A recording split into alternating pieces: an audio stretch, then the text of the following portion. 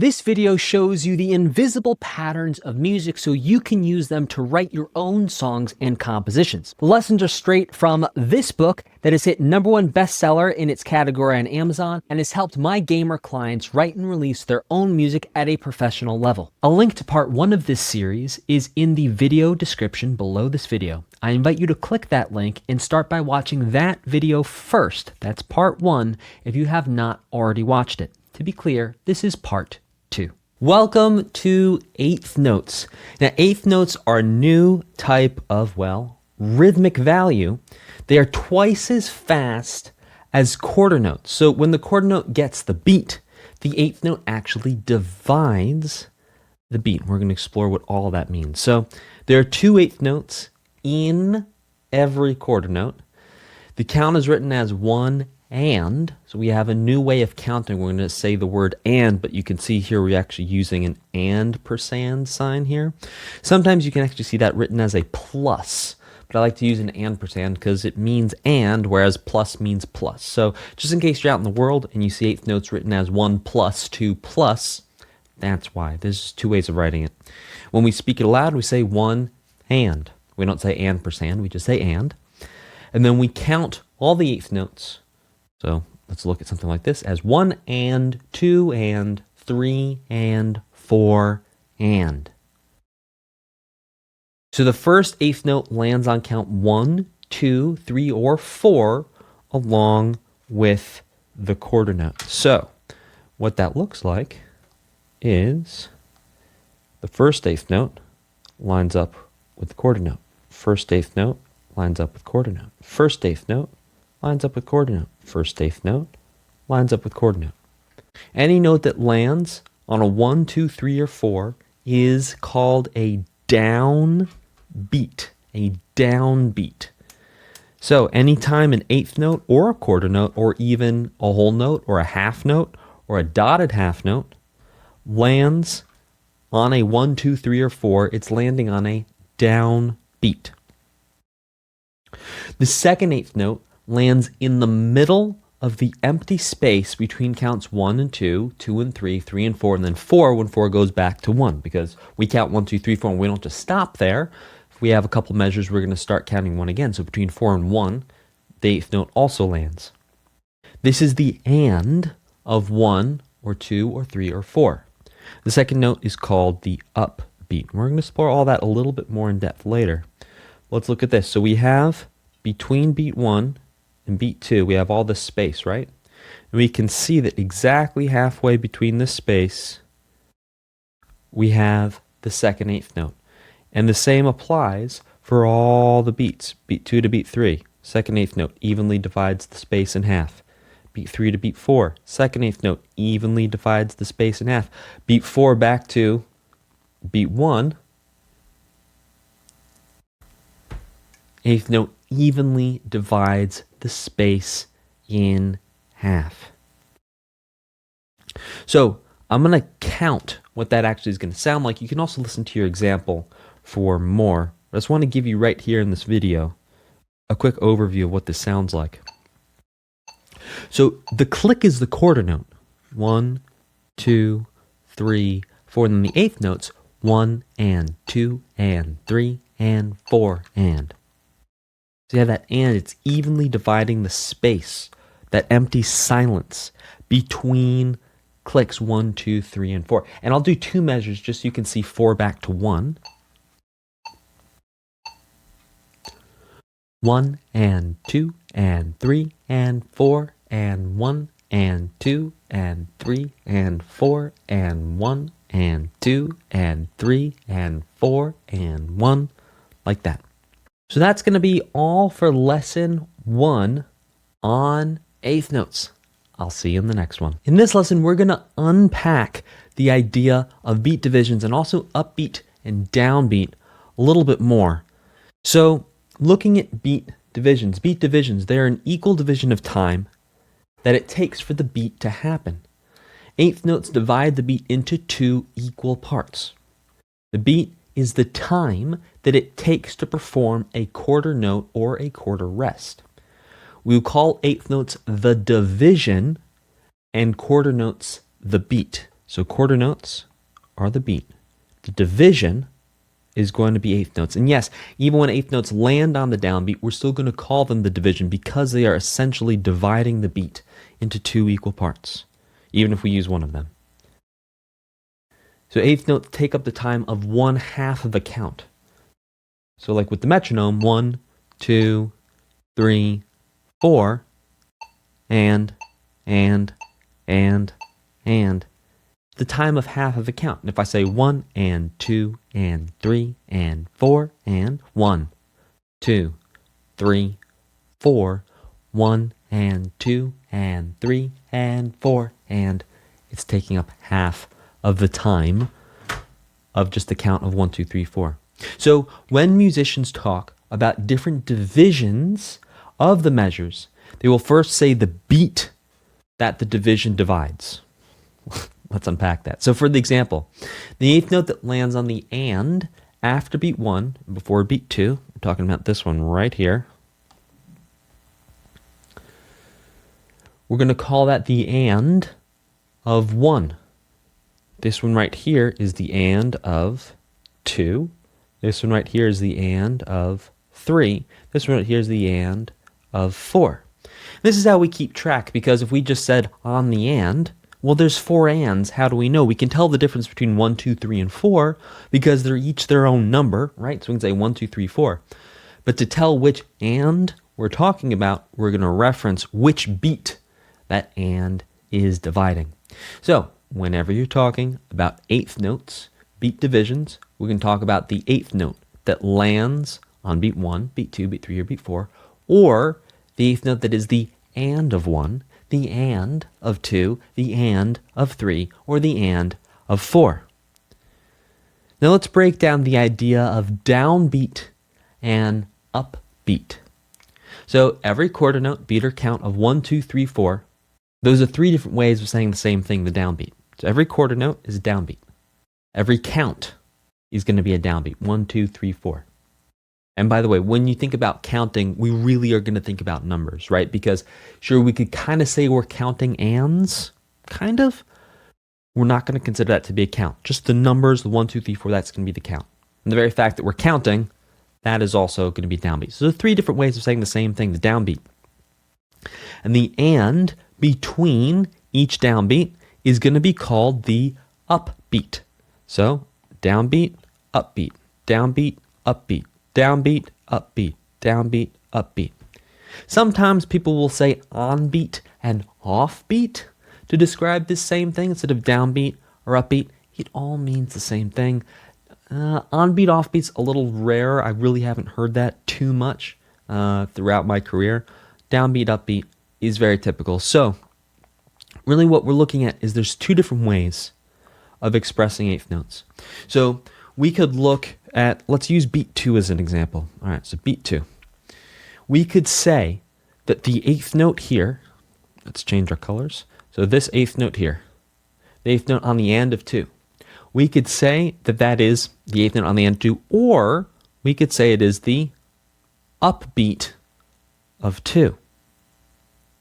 So a lot of times in rehearsals and things like that, if we were starting on an and of a measure, let's say we were in 4/4 and we were starting on the eighth note, the and of 4, sometimes the person running the rehearsal would say, okay, we're going to start on the upbeat before measure 1, which means we're going to start on the and before measure 1. So it's really 2 ways of saying the same thing, just so you understand.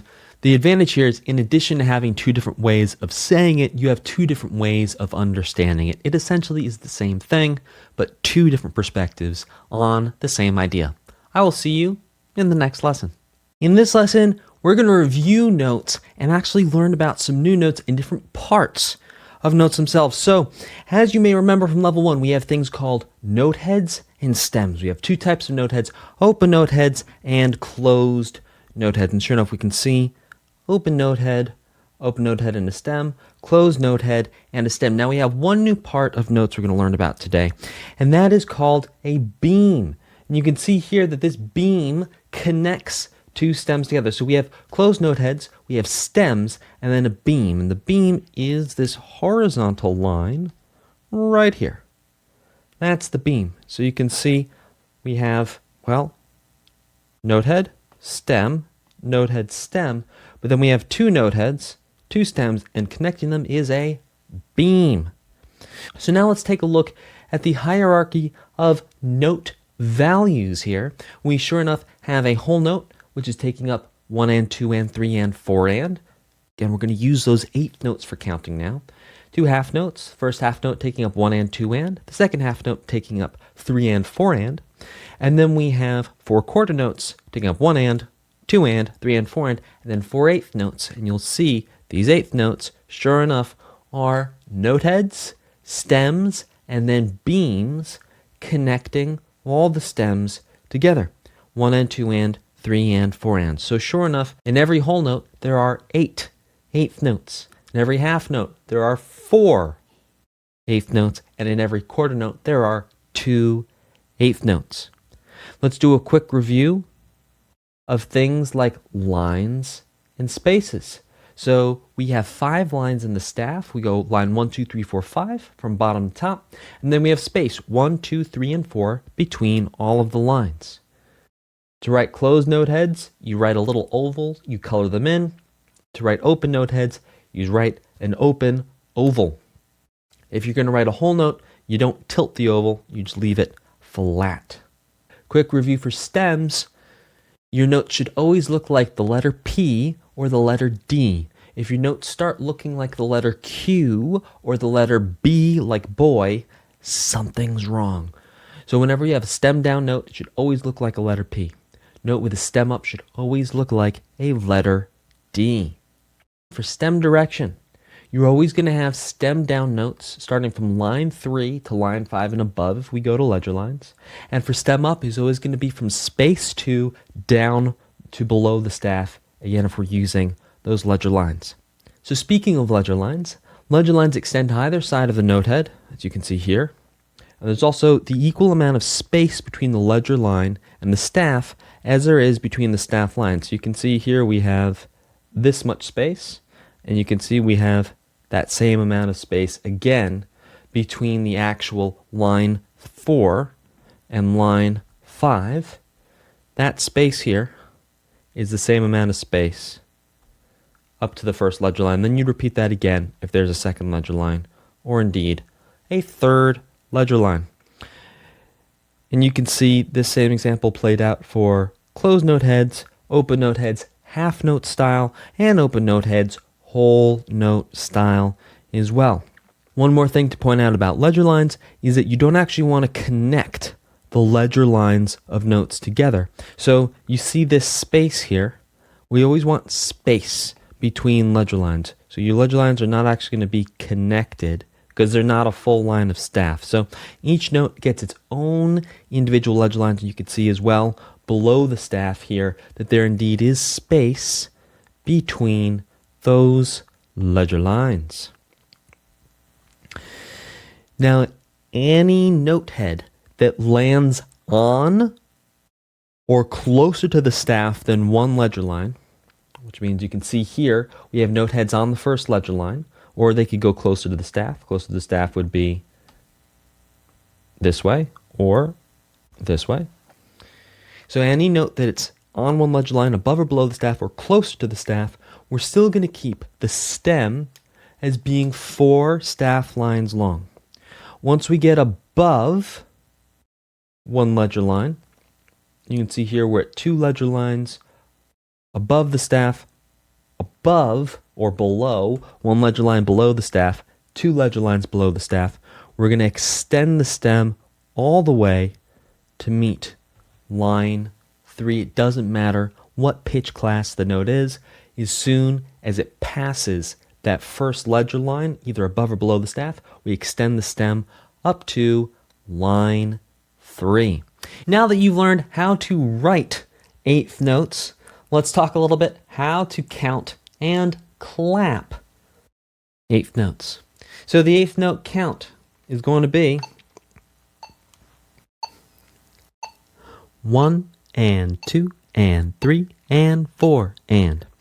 Now the most common beginner mistake that I see with counting 8th notes sounds like this: 1 and 2 and 3, and 4, and. Make sure you keep the ands in even division. It should sound like a clock. It should sound even, like a machine. 1, and 2, and 3, and 4, and. You see right there how I was rushing a little bit? That's because I should have given myself a count in, and I didn't. So let that be a lesson. So to get yourself to count the eighth notes, start off by counting quarter notes. That's going to sound like this.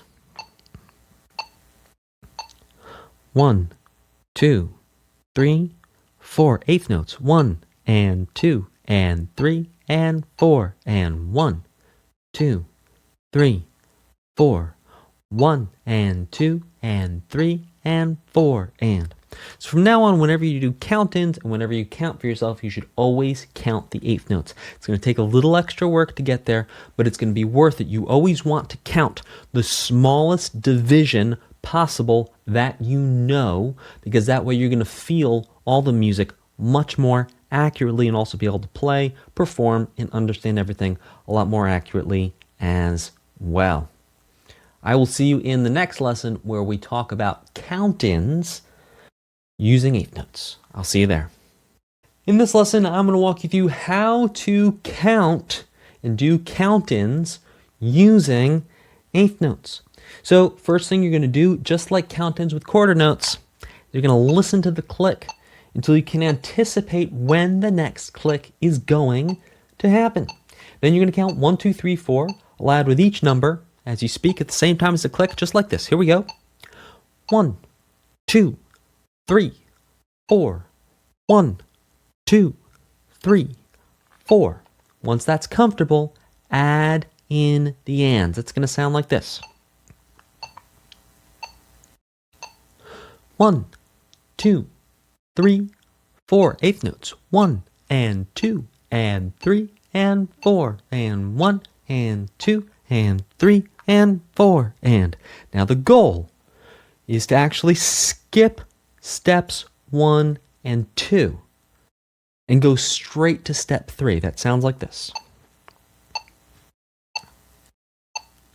1, and 2, and 3, and 4, and. So you don't need to like warm up giving yourself the 1, 2, 3, 4. You can go straight in and say 1, and 2, and 3, and 4, and. That's the idea. Now the same thing applies for doing count-ins in 3. It goes something like this. 1, 2, 3. 1, 2, 3. Okay, that was step 2. Once I'm comfortable counting 1, 2, 3, now I'm going to add in the ands. Here we go. 1, and 2, and 3, and 1, and 2, and 3, and. Now the idea is we cut out step 2 altogether and we just start by counting eighth notes. So it sounds like this. 1, and 2, and 3, and 1, and 2, and 3, and. There you go. So practice doing your count-ins, practice with eighth notes. It's normal if it's confusing. It's also normal if it's pretty difficult at first. Make sure you use the example you just heard here. Make sure you use your book examples as well to make sure you don't start doing 1, and 2, and 3, and 4. You want to keep it even and counting along with me here in this example, counting along with me in the count-in examples. That's example 3 and 4. That's also going to help you a lot. So use that as your template. Use that as your foundation until you can comfortably count in and also continue counting in 4 and in 3 using eighth notes. I will see you in the next lesson. Let's break down some actual measures of 3 and 4 before we go clap and count measures of 3 and 4 with the metronome. So let's take a look at eighth notes in a measure of 3. So sure enough, we can see the measure math is all going to work out. You don't really need to worry about the measure math. Yep, you can use these as examples of the measure math. So we can see that we have beat 1 has 2 eighth notes. Beat 2 has 2 eighth notes. Beat 3, 2 eighth notes. Now, even though in the next measure we have quarter notes, we're still going to keep the eighth note count going, and here's why.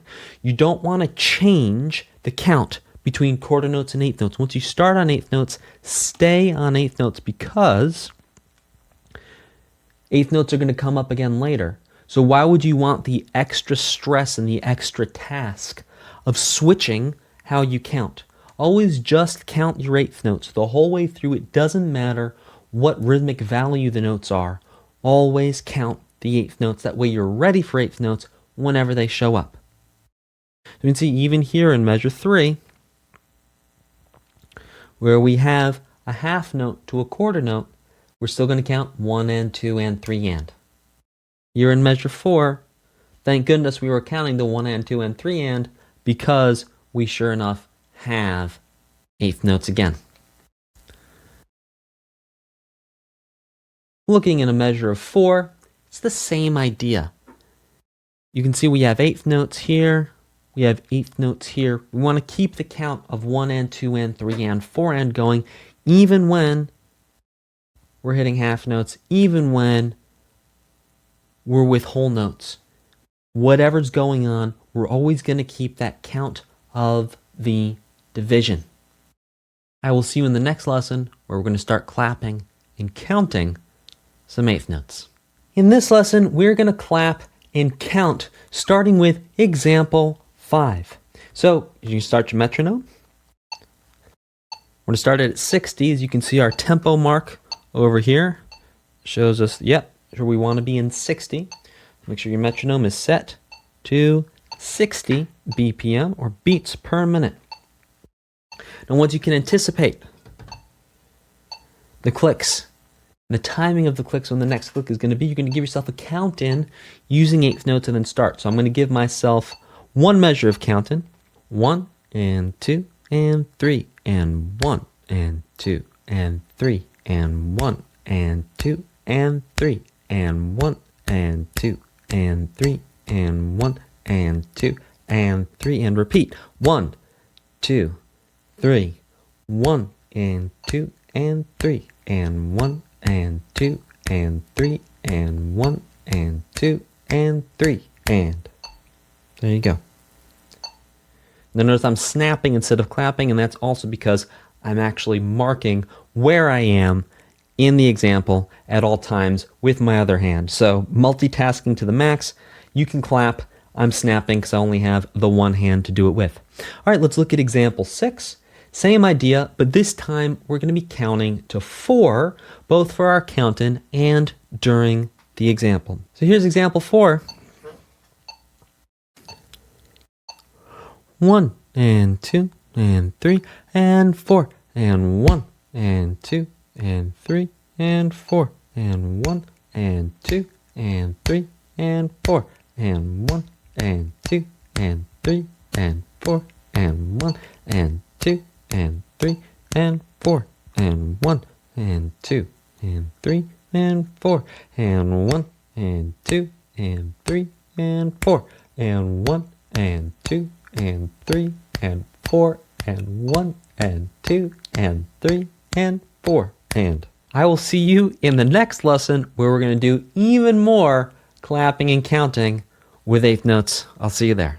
In this lesson, we're going to clap and count through examples 7, 8, and 9. We're going to save example 10 for the next lesson. Here we go. 1 and 2 and 3 and 1 and 2 and 3 and 1 and 2 and 3 and 1 and 2 and 3 and 1 and 2 and 3 and. There we go. All right, clap and count 2. This is example 8. 1 and 2 and 3 and 4 and 1 and 2 and 3 and 4 and 1 and 2 and 3 and 4 and 1 and 2 and 3 and 4 and 1 and 2 and 3 and 4 and. There we go. Example 9. Here we go. 1 and 2 and 3 and 4 and 1 and 2 and 3 and 4 and 1 and 2 and 3 and 4 and 1 and 2 and 3 and 4 and 1 and 2 and 3 and 4 and. There you go. I will see you in the next lesson where we clap through the monstrosity that is clap and count 4. I'll see you there. In this lesson, we're going to be clapping and counting through clap and count 4, also known as example 10. Let's do this thing. So just like with reading 2 lines at a time, we now have 4 lines. When we get to the end of line 1, we go to line 2. When we get to the end of line 2, we go to line 3. When we get to the end of line 3, we go to line 4, all the way up to that final bar line at the end of line 4. Here we go. 1 and 2, then 3, then 4, and 1 and 2 and 3 and 4 and 1 and 2 and 3 and 4 and 1 and 2 and 3 and 4 and 1 and 2 and 3 and 4 and 1 and 2 and 3 and 4 and 1 and 2 and 3 and 4 and 1 and 2 and 3 and 4 and 1 and 2 and 3 and 4 and 1 and 2 and 3 and 4 and 1 and 2 and 3 and 4 and 1 and 2 and 3 and 4 and 1 and 2 and 3 and 4 and 1 and 2 and 3 and 4 and 1 and 2 and 3 and 4 and 1 and 2 and 3 and 4 and 1 and 2 and 3 and 4 and. There you go. Good luck. Practice this one, and I will see you in the next lesson. Let's talk a little bit about measure math now that we're adding eighth notes into the mix. Now we're going to write groups of 4 and 2 eighth notes. We'll explore a little bit of single eighth notes a little later in this book, and you'll see why, because single eighth notes is a whole bunch of things we need to learn around that too. So groups of 4 and groups of 2. Let's take a look at our possibilities here. So to take up 4 beats worth of time, we have the whole note. To take up 3 beats worth of time, we have the dotted half note. To take up 2 beats worth of time would be a half note. And here's the thing, to take up 2 beats worth of time, you could also have a group of 4 eighth notes. That will also take up 2 beats worth of time. To take up 1 beat worth of time, we either have a quarter note or 2 eighth notes. So let's take a look at some measure math examples. Sure enough, we can see here in our first measure, we have a whole note. And this whole note is taking up 1 and 2 and 3 and 4 beats. 2 half notes taking up 2 beats each, 1 and 2 and 3 and 4 and then quarter notes taking up 1 and 2 and 3 and 4, and then we can see these groups of 4 eighth notes here, each taking up 2 beats. Okay, let's explore some measure math examples. So in 4/4, because the top number is 4, we always need 4 beats, or 4 counts worth of notes or rests, but we're just going to worry about notes for now, in every single measure. So we have 1 and 2 and, that's no good, that's 2 beats, we need 4. Here. No good. 1 and 2 and, so we have 1 and 2 and 3 and 4 and 5 and 6. Way too many. Way too many. All right, so that's too much. Here we have 1 beat, that's 1 and. 3 beats, 1 and 2 and 3. No, we need 4 beats in each measure when the top number of the time signature is a 4. So here we can see this is 2 beats, 2 beats. 2 plus 2 is 4.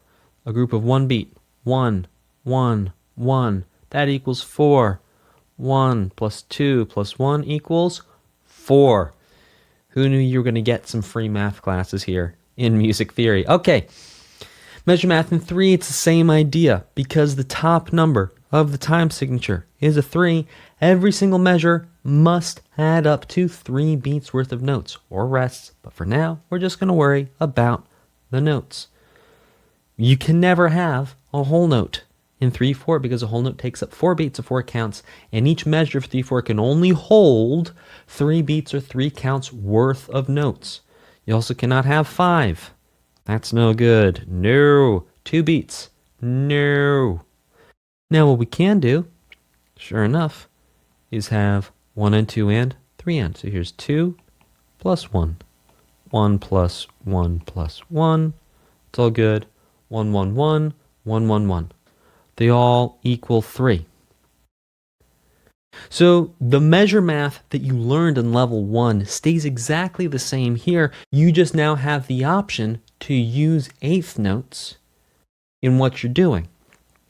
So all the rules stay exactly the same. If the top number is 3, 3 beats per measure. If the top number is 4, 4 beats per measure. And I will see you in the next lesson. In level 1, you may recall we talked about the invisible divide between beats 2 and 3, that only a whole rest, a whole note, a half note, or a dotted half note can cross. Everything else needs to break, like you can't write a rest between beats 2 and 3 in 4/4.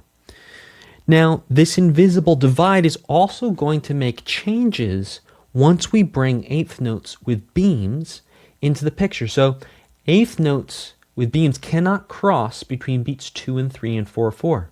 This is the same reason that half rests cannot cross the divide between beats 2 and 3 in 4/4. The invisible divide, only a whole note, whole rest, dotted half, and half notes can cross. So every measure must add up to 4. Yes, we've got that. Measure math. Notes and beams cannot cross measure lines. Okay, which means you cannot beam. Like here, we can't beam. See, I'm writing that in green. I'm down here. You cannot beam from beat 4 of one measure to beat 1 of the next measure. You're always going to stop the beam where the measure is. Whenever possible, you're going to beam groups of 4 eighth notes together in 4/4. Groups of 2 or double eighth notes can be written on beats 1, 2, 3, and 4. But groups of 4 or quadruple eighth notes are only written on beats 1 and 3. And that's because, here's our incorrect example. So everything on the top line here is wrong. Incorrect. So, whenever possible, we should beam groups of 4 together. Okay, so that should be beamed together. That should be beamed together. A beam cannot cross the divide between beats 2 and 3. So that's no. We should actually break that into 2 double eighth notes instead of a quadruple eighth note. Here we should be joining, whenever possible, join groups of 4 eighth notes together. And here we can see that sure enough we have a beam crossing that invisible divide between beats 2 and 3. So these should be connected. Then we should have a space here and then have the next 2. So here's the same exact measures, but written with the correct beaming around that invisible divide between beats 2 and 3 in 4/4. So you can see, sure enough, we have that divide. Oh, let's change to green because it's correct. We have that divide, very good. We have the divide, very good. We have the divide, these are joined together. These are joined together. These are joined together. We have the divide, these are joined together. So really all you're trying to do with the beams is make it very clear that there's that invisible divide between beats 2 and 3, but only in 4/4. You don't need to worry about this in 3/4. I will see you in the next lesson. In this lesson, we're going to go over the tips and tricks and sort of the summary of how to write whole notes, half notes, quarter notes, and eighth notes in measures. And again, we're not going to think about rests right now. Let's just think about notes, understand those, understand how to use them. Then we'll throw rests into the mix. So in 4/4, every measure must add up to 4. Notes and beams cannot cross measure lines. Whole notes can only be written on beat 1. Half notes can be written on beats 2 and 3 and 1. Quarter notes can be written on beats 1, 2, 3, and 4. And groups of 2 or double eighth notes can be written on beats 1, 2, 3, and 4. But groups of 4 or quadruple eighth notes can only be written on beats 1 and 3. And that's because we need to have that divide between beats 2 and 3. Groups of 4 or quadruple eighth notes can only be written on beats 1 and 3, and that's because we need that invisible divide between beats 2 and 3 and 4/4. All you have to do is set up a line of music for yourself with a time signature in 4/4, percussion clef, and then write 4 beats worth of notes in each measure. It's that easy. Just start writing music.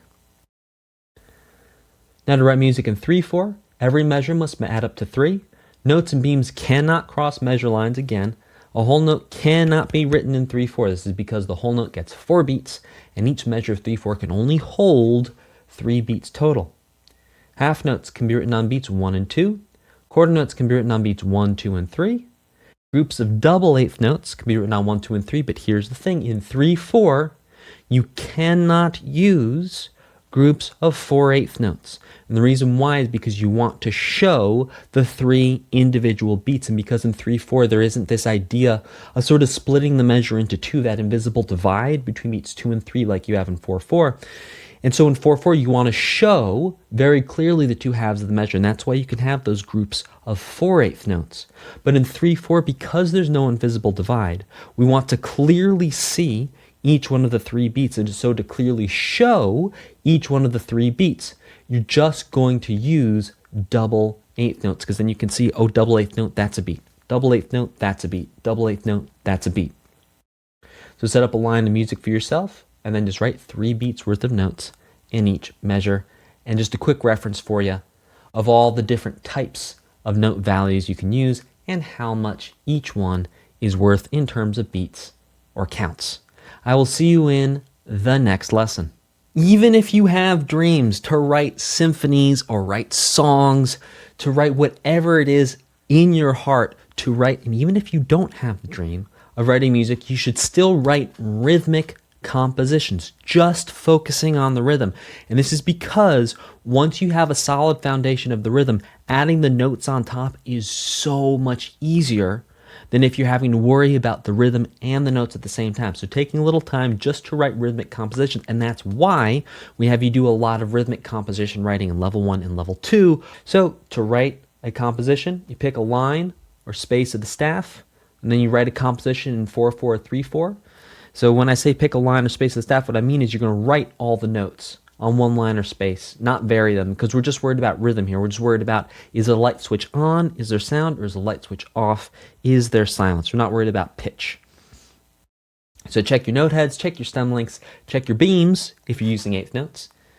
Check your measure math, make sure it's correct. Add clapping arrows if you need them. Add the counts of the beats if you need it. So like you could take a composition like this, and if you need to, you go on underneath and do 1 and 2 and 3 and 4, and you can add that in for yourself if you need it. And then you can also add clapping arrows of where you're going to clap. So you can go 1 and 2 and 3 and 4.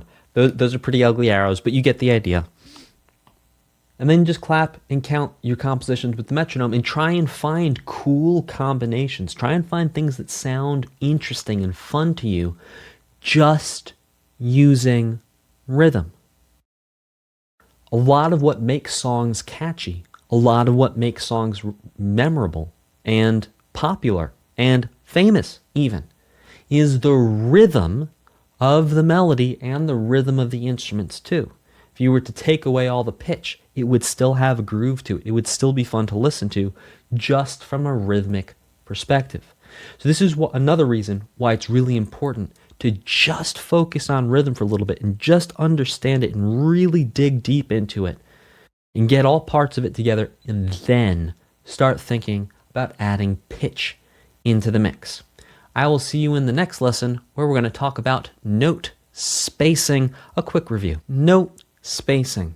The reason why note spacing is important is because it's sort of like the map. It's making the map of the music very clear to read. And you also show the math, both the map and the math of the music, with how you space the notes out. So, for example, sure, we could look at this group of 4/8 notes here and say, yeah, 1 and 2 and. But the way it's spaced out doesn't quite make sense. Visually speaking, it's difficult to read. But when we have notes spaced out like this, you can see that the measure is evenly divided into 8 parts. And because the measure is evenly divided into 8 parts, it makes it a lot easier to read, a lot easier to count, and a lot easier to see what's actually going on. Another example would be measure 3 in our incorrect spacing, where we can see we have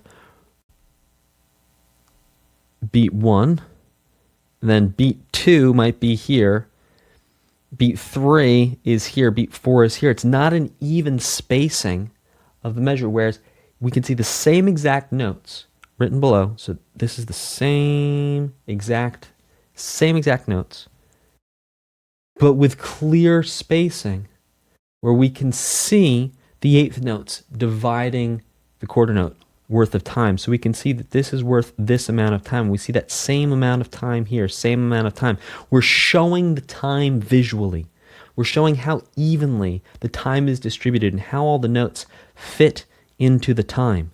So we're saying that yes, time keeps on slipping, but seriously, time moves into the future, and what we're doing is we're just making sure we evenly divide the time and show the division of the time, the rhythm, for ourselves and whoever else might be reading the music. And what we don't want is to mess with that. You could still read that. You could still play that. It still works. It's not like wrong musically. It's just more difficult to read and it's not as clear. So with your note spacing, make sure it's clear, space everything out. And if you're using a computer, it's going to do this for you automatically. But if you're writing by hand, and you should do some writing by hand, even if you have phenomenal software like Sibelius or Noteflight, Finale, or anything like that, you should still practice writing by hand, because there's something about actually doing it where you learn it and you connect with it on a much deeper level than using the computer. I'm not saying don't use the computer.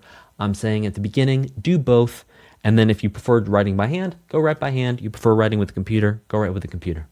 I will see you in the next lesson. In this lesson, we're going to talk about strong and weak beats, getting a little deeper into the ideas of strong and weak beats, but this time introducing 8th notes into the mix. So as a quick review, some beats are strong and weak. It's because our music culture has evolved this way. If you look at other music cultures, like the music culture of India or Bali or some of the Polynesian islands, you will find that the idea of having strongest, strong, weak, weakest beats isn't really a thing, or the order of the strong and weak beats, even when there's 4 beats in a measure, is completely changed. So for example, in reggae music, the strongest beats are 2 and 4 instead of 1 and 3.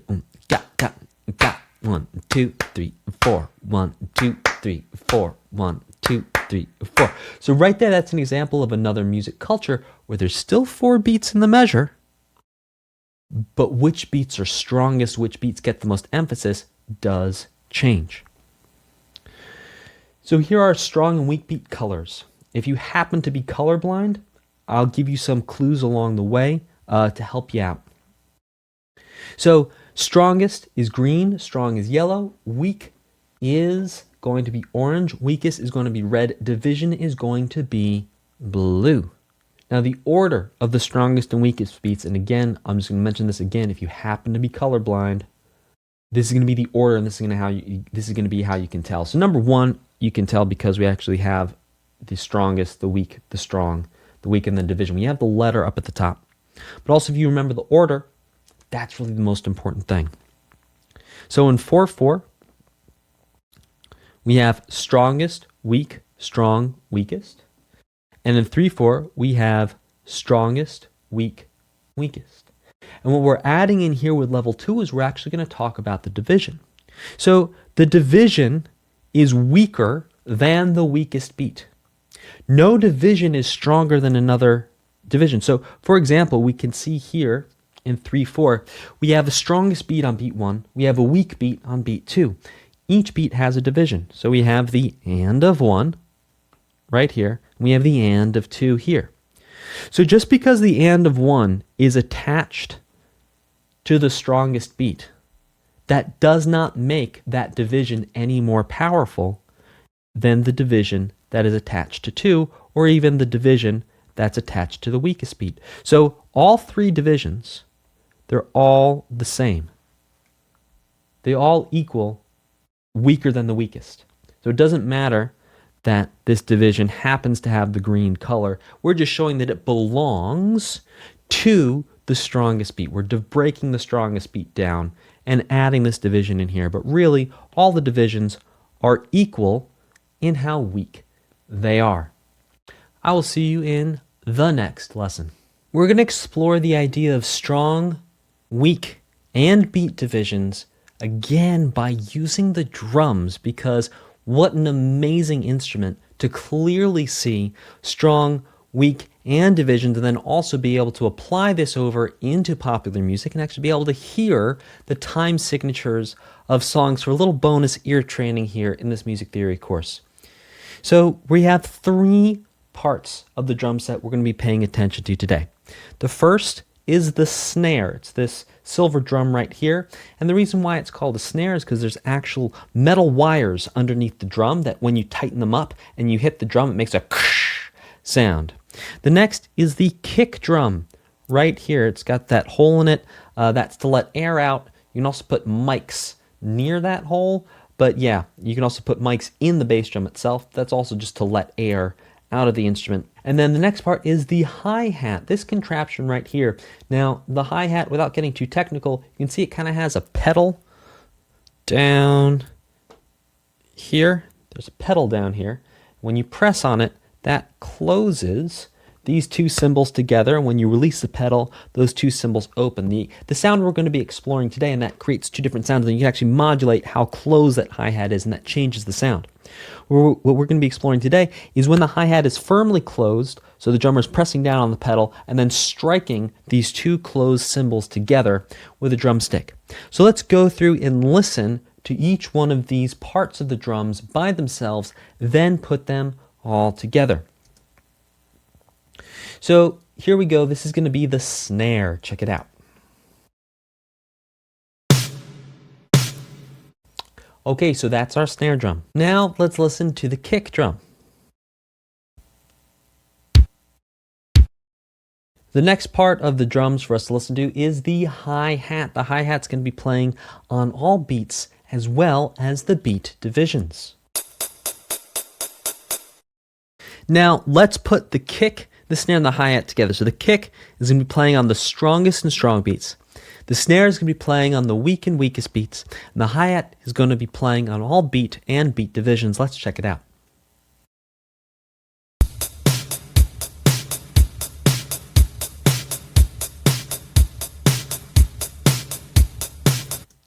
Okay. DJ, bring that back. We're going to listen to it one more time.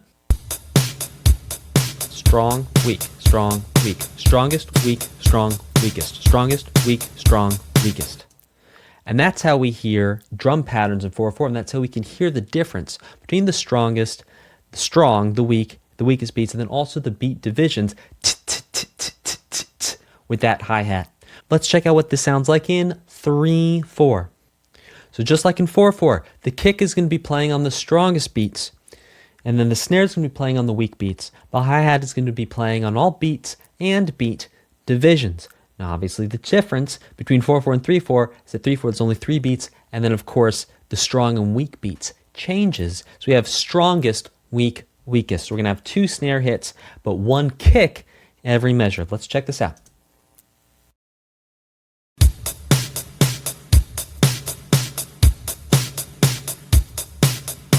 Let's listen to that one more time. This time I'll call out the strong and the weak beats. Here we go. Strongest, weak, weakest, strongest, weak, weakest, strongest, weak, weakest. And again, you can hear that hi-hat hitting all the beats and the beat divisions. I will see you in the next lesson. In this lesson, you're going to learn all about a brand new time signature, and that's the time signature of 2/4. So just like 4/4 and 3/4, the top number is going to show the number of beats or counts in every measure. And just like 4/4 and 3/4, the bottom number shows the denominator of the fraction that corresponds to the name of the rhythmic value of the note that gets a beat. And just like 4/4 and 3/4, we're going to break that down because that's quite a mouthful and quite a complicated sentence. So the bottom number is 4.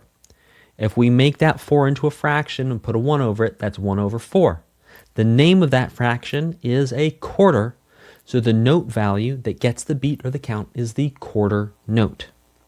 So when a note gets the beat, it lines up with the count or the number, and every other note is compared to that note value that gets the beat. Just like eighth notes, we're thinking of those as beat divisions. It's because we're comparing them to the quarter note that gets the beat.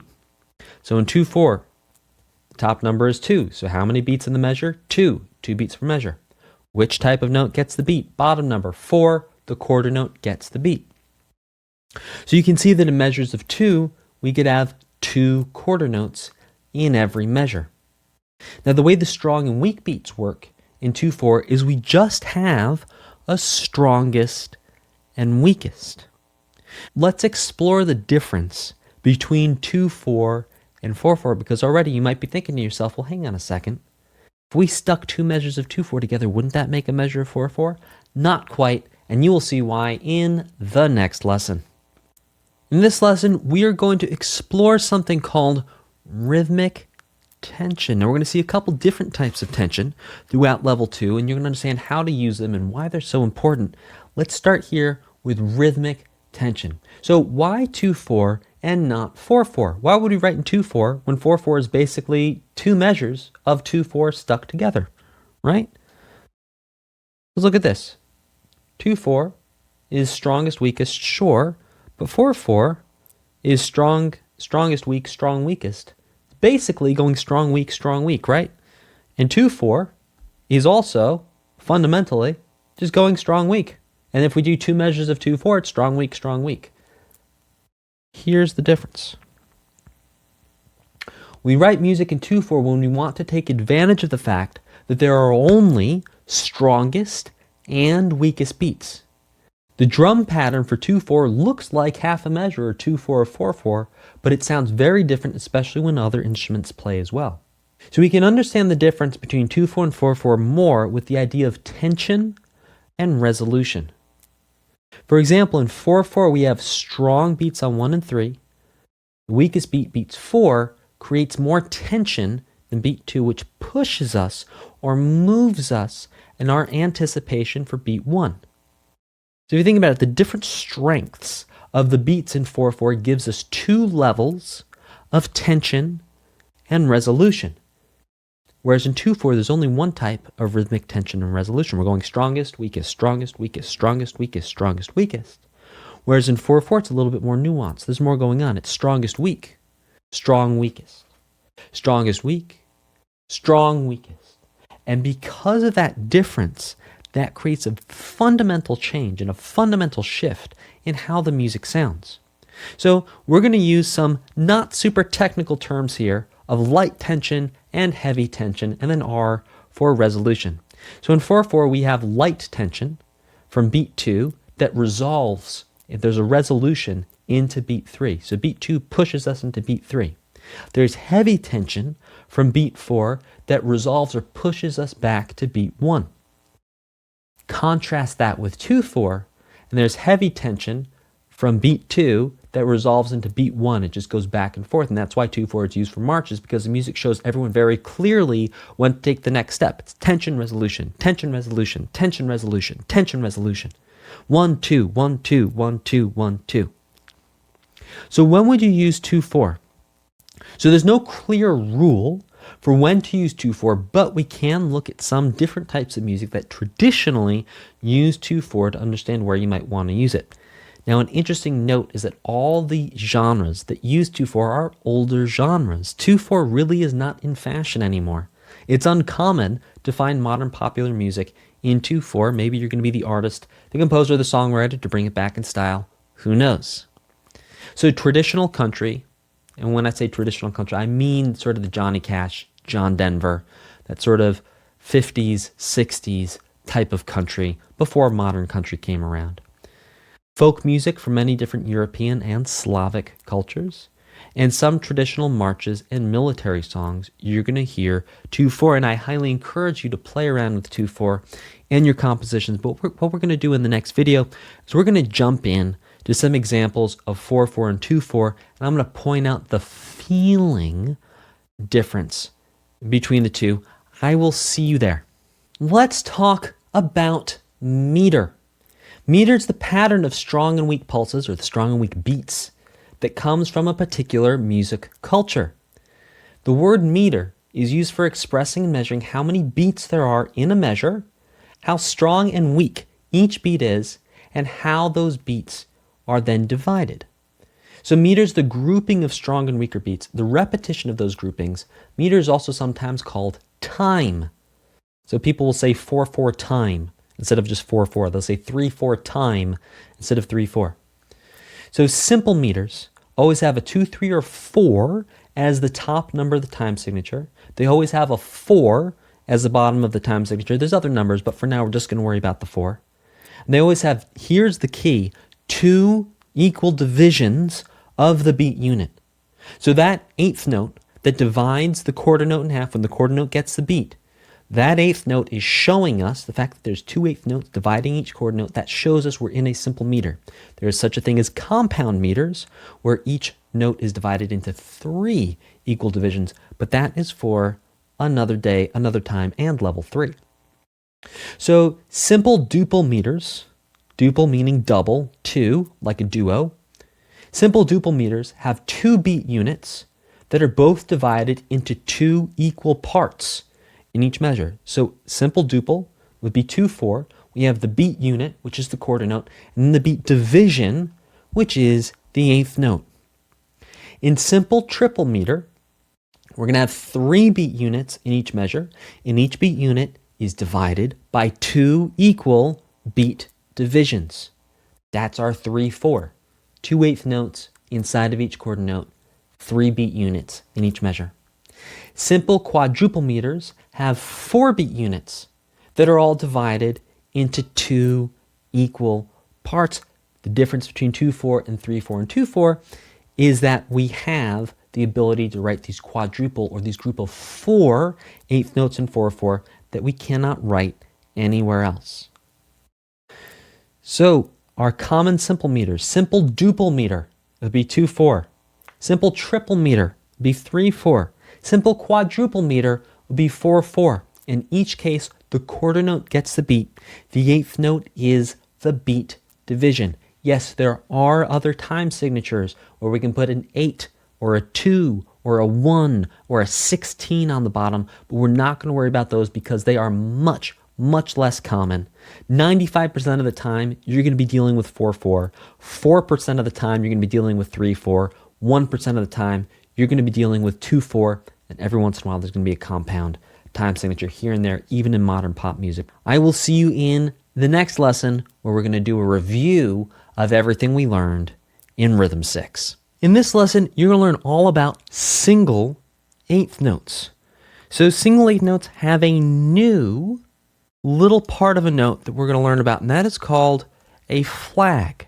So we have a closed note head up top. Sure, we've seen those before. We've seen those in quarter notes. We've also seen those in double and quadruple eighth notes. Stem, yes, we've seen those in half notes, quarter notes, double eighth notes, quadruple eighth notes. But here's something new. It's called the flag. You see that right there?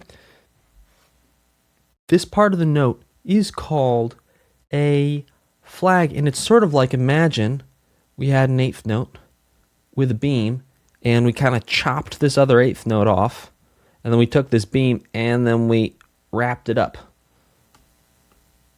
So you can think about, it's like taking the extra beam between notes and then just kind of bending it back in to make it stick within 1/8 notes worth of space.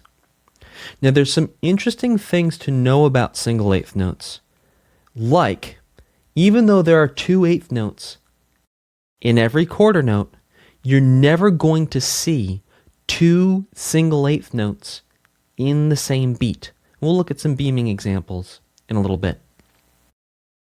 You're still going to count the eighth notes as 1 and 2 and 3 and 4, or 1 and 2 and 3 and if you're in 3, or 1 and 2 and if you're in 2/4. And again, any eighth note that lands on 1, 2, 3, or 4 is going to be the downbeat. Any single eighth note that lands on an and is going to be an upbeat. All the same rules from the double and quadruple eighth notes apply here, except for how to write it, because writing this looks a little bit different because of the flag. So let's talk a little bit about how to write single eighth notes. So the flags are also called tails, and flags are 3 staff spaces long, and they really show the difference between single and double and quadruple eighth notes, as well as showing the difference between a quarter note and an eighth note. The stem length rules remain exactly the same: 4 staff lines long on the staff and reaching line 3 of the staff above or below the first ledger line, above or below the staff. So all you're going to do to write eighth notes is write a closed note head and a stem, and then write a flag that is 3 staff spaces long. The flag should end just before the note head, and the flag for ledger line notes reaches as far as the first ledger line. So let's look at this. Normally, the flag is 3 staff spaces long. So we can see that, sure enough, the stem being 4 staff lines long, and then the flag being 3 staff spaces. There you go. So stem down, stem up, stem down reaching below the staff, bringing it up a little bit. Now, here's where you got to watch out, and that is for ledger line notes. And indeed, as we discussed in rule number 3, the flag is only ever going to reach to the first ledger line. So you would think that perhaps this flag would go all the way up to kind of meet the note. In the same way, this flag is almost touching this note here, but no, we're actually going to leave plenty of space and stop the flag at the first ledger line. Same thing for stem up for notes below the staff. You can see this flag is stopping before the first ledger line. So in summary, to write single eighth notes, you can write closed note heads, you write a stem, and then you write a flag. And there's plenty of practice for this in your workbook. And I will see you in the next lesson. If you're finding this video helpful, I have tons of courses like this in my community for gamers who want to create their own music. If you want our help to create music, to build a professional portfolio on Spotify, YouTube Music, and Apple Music, or you want help composing your first original soundtrack, or you just want to make music for fun, click the link in the video description and apply for our Gamer Music Creator Guild now. There are tons of compositions and songs we've already helped gamers just like you create and release professionally. No previous musical experience is required. You can be a total beginner and you do not need to buy any extra gear. We give you everything you need from day one if you are accepted into our program. Click the link in the video description and apply for the Gamer Music Creator Guild now. In this lesson, you're going to learn all about eighth rests. So just like we take a quarter note and we can get 2 eighth notes within the same space as a quarter note, we can get 2 eighth rests within the same space as a quarter rest. So eighth rests are twice as fast, or half the rhythmic value, of a quarter rest. The count for eighth rests is written and spoken the same as eighth notes with the and and the and. So 1 and, 2 and, 3 and, 4 and. So now let's take a look at our hierarchy here of notes and rests. So one whole rest takes up 4 beats, 4 counts. Half rest takes up 2 beats or 2 counts. A quarter note takes up 1 beat or 1 count. And here are the new guys, the new kids on the block, the eighth rests, which take up half a beat or half of a count. Now, let's take a look at how to actually write these eighth rests. It's actually pretty simple. What you're going to do is you can write a small circle above line 3 of the staff, and then write a lowercase y attached to that circle that extends down to line 2. And I'm going to give you a quick demo right here. So all you got to do is write a little dot in space 3, and then just letter y that goes down to line 2. That's it. And you're done. Much easier than writing out those quarter rests, huh? So there you go. That's eighth rests. I will see you in the next lesson. In this lesson, you're going to learn how to do a count-in for 2/4, because you did learn all about that new time signature. You even learned about the strong and weak beats. But the one thing we did not yet cover is how to actually count and clap in 2/4. So just like in 4/4 or in 3/4, Well, in 4/4 we counted a 4. In 3/4 we counted a 3. In 2/4 we're going to count to 2. So I'm going to break this down, adding in one extra step. I know the steps you have here, for example, 16, have you going straight into the eighth notes. But just to give you a little practice, this is all you're going to do. Just count 1, 2 with the metronome. So listen. Here we go. 1, 2, 1, 2, 1, 2, 1, 2. There we go. Now as the second step, after that 1, 2 is comfortable, then add the ands in. Just like this. 1 and 2 and 1 and 2 and 1 and 2 and 1 and 2 and. There you go. So I'm going to count just a couple times through that so you can actually count along with me for practice. I'm going to go through a couple times. Please go ahead, count along with me. If you happen to be in a public place, just kind of whisper it under your breath so people don't think you're crazy. Here we go. And here we go. 1 and 2 and 1 and 2. Count with me. 1 and 2 and 1 and 2 and 1 and 2 and 1 and 2 and 1 and 2 and 1 and 2 and 1 and 2 and 1 and 2 and there we go. That's 2/4 and 2/4 indeed. The count is 1 and 2 and. I'll see you in the next lesson. We're actually going to go through these clapping examples. I'll see you there. In this lesson, we're going to go through 17 through 20, examples 17 through 20. As before, I'm not actually going to be clapping, I'm going to be snapping because I'm also going to be showing you with my other hand where I am as indeed I clap and count. Feel free to clap and count, tap your fingers together, snap, jump up and down, whatever makes you happy, just to make sure you understand what's going on with these eighth notes and get a feeling for it. So here we go. 1 and 2 and 1 and 2 and 1 and 2 and 1 and 2 and 1 and 2 and. There we go. All right, let's do example 18. So this is going to be in 3. 1 and 2 and 3 and 1 and 2 and 3 and 1 and 2 and 3 and 1 and 2 and 3 and 1 and 2 and 3 and.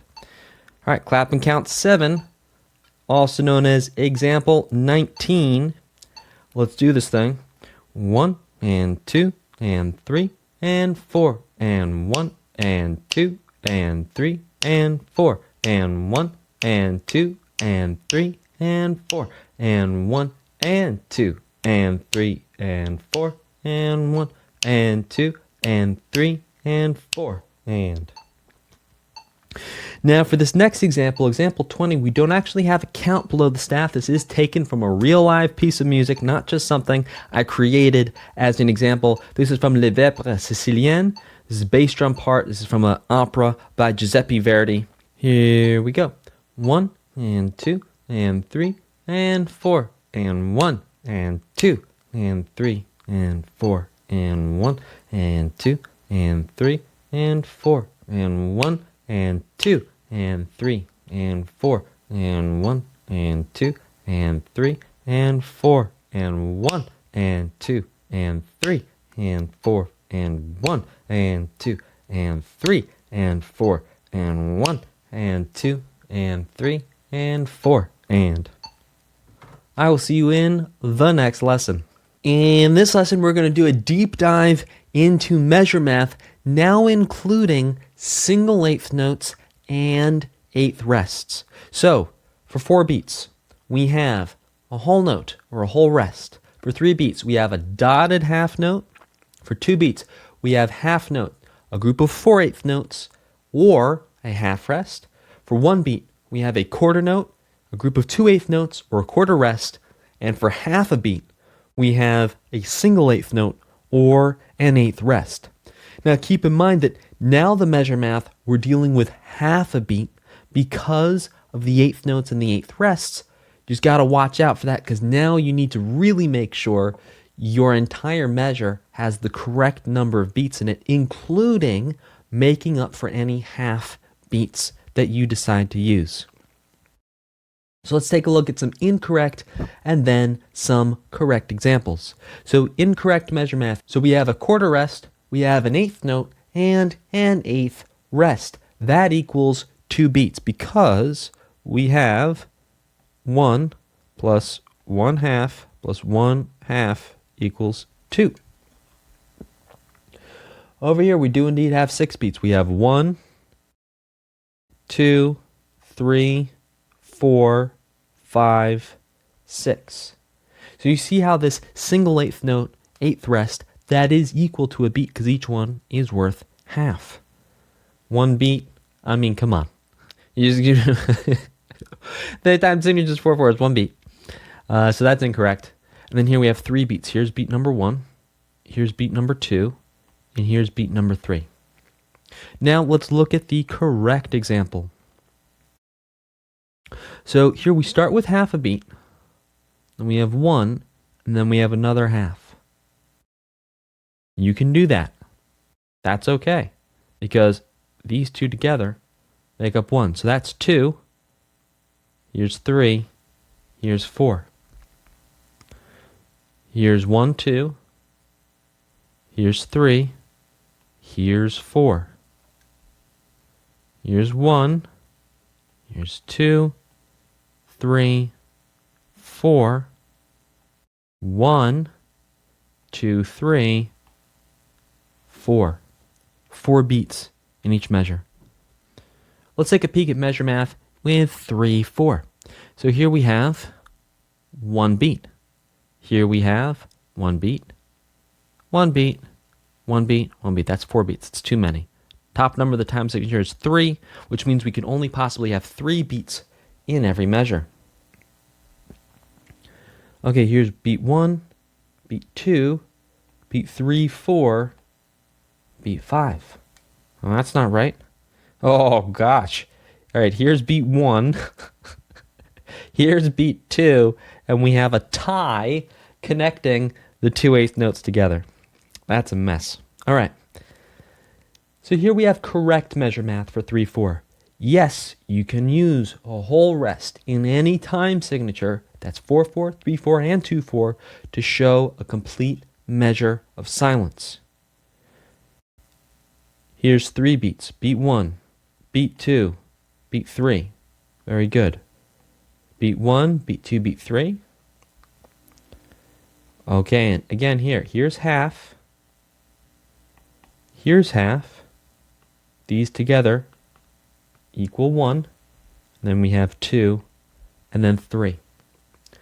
And it is okay, this rhythmic figure right here, it is okay to do eighth rest, quarter note, eighth rest. You're allowed to break the halves up within your measures. That's fine to do. You just need to make sure you come out the other end with 3 full beats if you're in 3, 4, 4 full beats if you're in 4, 4, 2 full beats if you are in 2, 4. I will see you in the next lesson. In this lesson, we're going to break down when it's the right time to use single eighth notes versus when it's the right time to use double and quadruple eighth notes. So you can, C-A-N, can use single eighth notes in all time signatures. But here's the thing. Only one single eighth note can be used in a beat. If there are 2 single eighth notes in the same beat, you got to connect them with the beam. Single eighth notes can be written on all beat divisions, which means in 4/4, you could write an eighth note on 1, 2, 3, 4, or the end of 1, the end of 2, the end of 3, the end of 4. In 3/4, you could write a single eighth note on 1, 2, or 3, or the end of 1, the end of 2, the end of 3. In 2/4, you could write a single eighth note on 1 or 2, and the end of 1, and the end of 2. So let's explore some incorrect and correct examples in 4/4, 3/4, and in 2/4 for writing single eighth notes. Okay. So this is incorrect because this is beat 1 right here. Whenever we have a beat where there's 2 single eighth notes, they should actually be connected with a beam, as you can see down here. Everything else for that measure is correct. Next measure, measure 2, is correct. And again, you can see here, two single eighth notes within a beat. They should really be double. Two single eighth notes within a beat should be a double. Two single eighth notes within a beat should be a double. So just watch out for whenever you have a beat, because this is beat 2 right here. This is beat 1. This is beat 3. That within the one and of the beat, whenever you have two eighth notes within a beat, you're always connecting them with a beam. All right, let's check out the example in 3/4. Sure enough, on beat 1, this right here is a beat. These should be connected as they are in the correct example. Beat 3, these should be connected as they are in the correct example. 4/8 notes in a row. Remember, the only time we're ever going to use quadruple eighth notes is in the time signature of 4/4. The time signature in here is 3/4, which means we're going to group these into two doubles. Then here, double, double. There you go. Just like the correct example. And here, yes, we have 3/8 notes in a row. So how do we know out of these three which we're going to connect? We're going to connect the ones that are within the beat. So if you think about it, we have 1 and 2 and the 1 and this is the beat. And that's why those two get connected. And we leave this one as a single eighth note. Let's look at this next example in 2/4. All right. So the first measure is correct. Second measure, things start to get interesting. So this right here is beat 2. So really these should be beamed together, just like that. And then here, in the next measure, this is beat 1. 1 and. So they should be beamed together as they are in the correct example. And then here in the final measure, we have again 4 single eighth notes in a row. Now, should we make this a quadruple eighth note or 2 double? We should make it 2 double. Why? Because the time signature is 2/4, and the only time signature, my iPad almost just fell over. The only time signature that we use quadruple eighth notes in is in the time signature of 4/4. So because it's 2/4, we're going to have this divide between beats 1 and beats 2. Okay, I will see you in the next lesson where we're going to do a complete wrap-up and review of how to write music, including eighth notes, eighth rests, in 4/4, 3/4, and 2/4. I'll see you there. Here is a summary of everything you have learned so far and how to use it to write original rhythmic compositions. So every measure in 4/4 must add up to 4. Notes and beams cannot cross the measure lines. That's what ties are for. Whole notes can only be written on beat 1. Half notes can be written on beats 1, 2, and 3. Quarter notes can be written on beats 1, 2, 3, and 4. Single eighth notes can be written on all beats and beat divisions. That's 1 and 2 and 3 and 4 and. Groups of 2 or double eighth notes can be written on beats 1, 2, 3, and 4. Groups of 4 or quadruple eighth notes can be written on beats 1 and 3. You set up a line of music for yourself with a time signature in 4/4, and then you write 4 beats worth of notes in every measure, including rests. In 3/4, every measure must add up to 3. Notes and beams cannot cross measure lines. That's what ties are for. A whole note cannot be written in 3/4 because a whole note gets 4 beats, 4 counts, and 3/4 can only hold 3 beats or 3 counts. Half notes can be written on beats 1 and 2. Quarter notes can be written on beats 1, 2, and 3. Single eighth notes can be written on all beats and all beat divisions. That's 1 and 2 and 3 and. Groups of 2 or double eighth notes can be written on beats 1, 2, and 3. Groups of 4/8 notes or quadruple eighth notes cannot be written in 3/4. So you set up a line of music for yourself in 3/4. Make sure you have 3 beats worth of notes or rests. We'll talk about rests a little bit more in the next lesson in every measure. And in 2/4, every measure must add up to 2 beats. Notes and beams cannot cross measure lines. A whole note cannot be written in 2/4 because a whole note gets 4 beats or 4 counts, and each measure of 2/4 can only hold 2 beats or 2 counts worth of rhythmic content. A dotted half note cannot be written in 2/4. This is because the dotted half note gets 3 beats, and each measure of 2/4 can only hold 2 beats in total. Half notes can be written on beat 1. Quarter notes can be written on beats 1 and 2, and single eighth notes can be written on all beats in beat division, that's 1 and 2 and. Groups of 2 or double eighth notes can be written on beats 1 and 2, and you cannot write groups of 4/8 notes. That is only for 4/4. So you set up a line for the music itself with a time signature in 2/4, and you go ahead and write your original rhythmic composition. And then just for review, we have this down at the bottom of the page so you can review and just double check everything you have. So 4 beats, 4 counts, 3 beats, 3 counts, 2 beats, 2 counts, 1 beat, 1 count, half a beat, half a count. And I will see you in the next lesson where we're going to do a deep dive into rests and how to incorporate those into your rhythmic compositions. I'll see you there. So it's fun to write rhythmic compositions with notes, especially when you have the addition of eighth notes into the mix. But here's the thing. It's a lot more fun when you can use rests, because the number of combinations and permutations and possibilities that open up to you once you bring eighth notes and eighth rests into the picture is like huge, huge, huge, huge. So here's some rest rules. A rest starting on a strong beat can last into a weak beat. A rest starting on a weak beat cannot last into a strong beat. Use separate rests. Whenever possible, you're going to combine smaller rests into larger rests, as long as this does not break rules 1 or rule 2. A whole rest shows a measure of silence in all time signatures, and you're going to write a whole rest at the beginning of the measure over beat 1 and 4/4, but in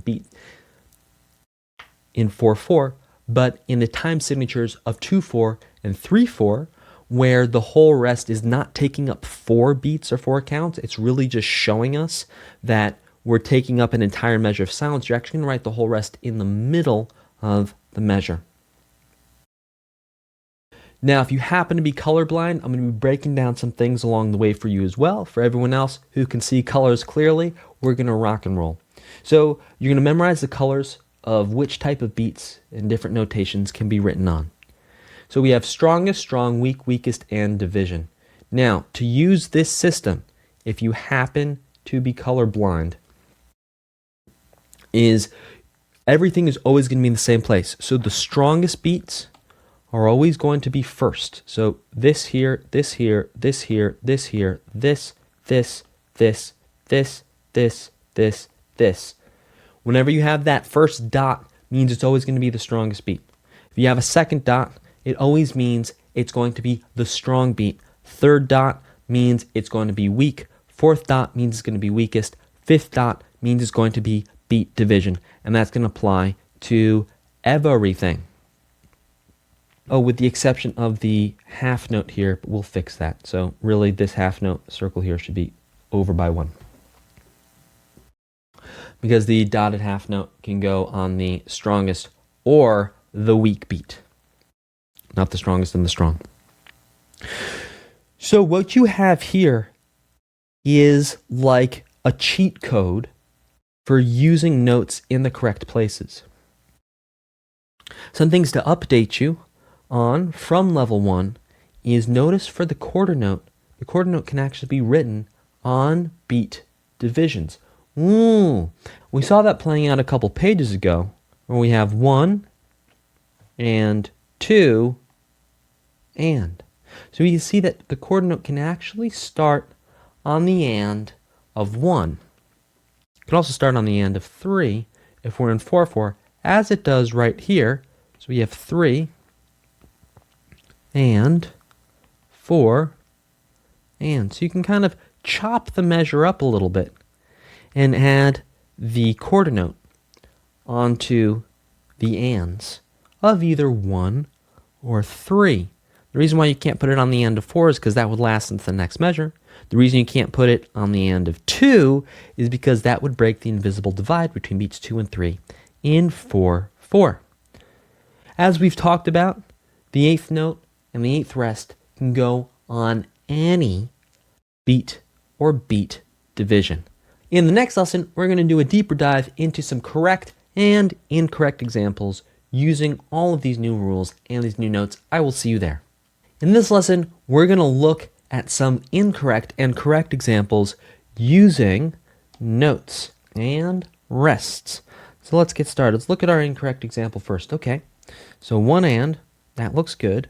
2 looks good. Ooh, and 3. Okay, so here's our problem, is that we have this invisible divide between beats 2 and 3. And right now, this quarter rest, which is worth 1 and, starting on an and, is actually going all the way through to here. Now we cannot cross the invisible divide between beats 2 and 3. It is a-okay to have this quarter note starting on an and it's a-okay to have this here. This is good. This is good. So that's our one problem here. So to fix that, what you can do is you're going to break the quarter rest up into 2/8 rests so we keep our divide between beats 2 and 3. Next thing for us to look at. Again, this is in 4/4. And what we can see just starting off, okay, this is no good. 2, 3, and 4. Okay, so this is the only problem here. And this is a problem because whenever we have two rests next to each other, we should always combine them whenever possible. So instead of having 2/8 rests next to each other, there's no good reason to have those 2/8 rests next to each other, because really all we're saying is we want 1 and to be silent, right? We want that to be shh. So instead, let's just write a quarter rest. That's all you got to do. So what happens a lot of times is you learn a new thing about how to write music, like 8th rests, and all of a sudden you're like, oh, I should use 8th rests everywhere. It's like, yeah, no, not quite. You learned a lot in level 1, and you can use that a lot of the time. All right, let's look at the next incorrect to correct example. Okay. And 4. Okay. So right here, this is fine. Beat 1 is fine.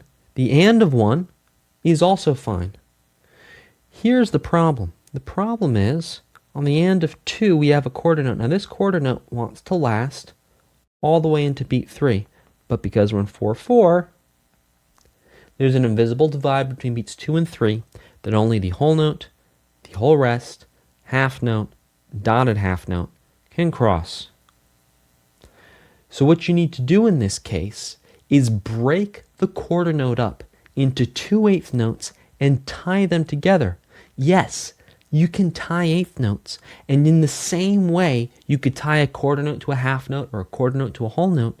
You add the eighth note to the eighth note, which increases the amount of time the eighth note sounds. So basically what you have here is you have the same duration as a quarter note. An eighth note tied to an eighth note, that's 2 eighth notes. And we know there's 2 eighth notes in every quarter note, right? So if we tie 2 eighth notes together, that gets you the same duration as a quarter note. Everything else is fine. It's a-okay to have quarter notes starting on divisions as long as they don't cross the divide. Let's look at this example in 2/4. A quarter note can, C-A-N, can, cross the divide between beats 1 and 2 in 2/4. So if you think about it, between beats 2 and 3 and 4/4, we sort of have this magical, mysterious divide. We don't really have the same thing in 2/4. Because it's a much shorter measure, we don't need to break it up into two parts. So, yes, writing essentially what we want here, right, is we want sound that lasts to here, and then more sound. That's basically what we're trying to have happen. Now the correct way of expressing this would be sound that lasts through here, sound. And that's because you can, C-A-N, can, write quarter notes on the ands. You can write the quarter notes on the upbeats. You can write quarter notes on the offbeats, however you would like to express it. So now let's check out this example in 3/4. Ooh, this is going to be fun and interesting. Okay, so this is a problem, this is a problem, and this is also a problem. Let me explain to you why. So we talked about how whenever you have a single eighth note or two single eighth notes that are within the same beat, You're going to beam them together. We also talked about how you're not going to beam between beats. So if you start on an and, you're not going to beam to the next beat. You're always going to keep your beams within beats, or if you're in 4/4, within 2 beats, but that's only ever if you have 4/8 notes starting on 1 going through the and of 2, or starting on beat 3 going through the and of 4. So really, let's break this down and see what we want. So what we want is silence, sound, sound, sound, sound, sound. Okay, so we want silence, sound, sound, sound, sound, sound. We want 5 sounds in a row with 1/8 note worth of silence in the front. So the correct way of beaming this is to keep the beams within the beats. So we have silence, sound, sound, sound, sound, sound, but here's the thing, these are beamed together. Take a moment and look over that incorrect and correct example. I will see you in the next lesson where we're going to look at some more composition ideas, now using 8th notes and 8th rests. I'll see you there. In this lesson, we're going to explore some composition ideas. Now, the reason why we call these composition ideas is because once you get a feel for how to think in this way, you can come up with a lot more combinations than you might otherwise. And the whole thing about making compositions is you want to do something original. You want to do something that not everyone else has done. You want to do something for you that you want to create. And even if you can, just within rhythm, create something that's original, that's an amazing start. Then all you do is you add some notes to that. And if you have a good rhythm, that's the best foundation for a phenomenal composition. A lot of times people get caught up in the idea of notes and the idea of melody, and that is so important, don't get me wrong. But if you listen to some of the best songwriters of all time and the most catchy songs, and you take the notes away, you just listen to the rhythm, oh my gosh, the rhythm's amazing. So let's look at these. These are basically different combinations of rhythms. So what we've done here in this first line is taken all 8th notes, so basically put a measure full of 8th notes, and then what we're doing is we're moving the placement of one single 8th rest to create 8 different measures. So look at this. We have an 8th rest on 1, an 8th rest on the and of 1, 8th rest on 2, and of 2, 3, and of 3, 4, and of 4. Now once you start thinking this way, because again, this is just one page of examples, and the number of combinations you can come up with are like infinite. But once you start thinking this way of, okay, I have all these tools. What happens when I just change one piece? What happens when I just change out one thing from all of this? That's when you're going to start to come up with so many more combinations, and that's creativity. A lot of people think creativity has to be this inspiration thing. No. People who are professional creatives will use tricks like this to come up with all the different possibilities and combinations, and then you pick from those combinations the things that sound good, and this is actually a hack to get yourself inspired even when you are not feeling inspired. So let's take a look at another combination. So one quarter note being moved around with 8th notes.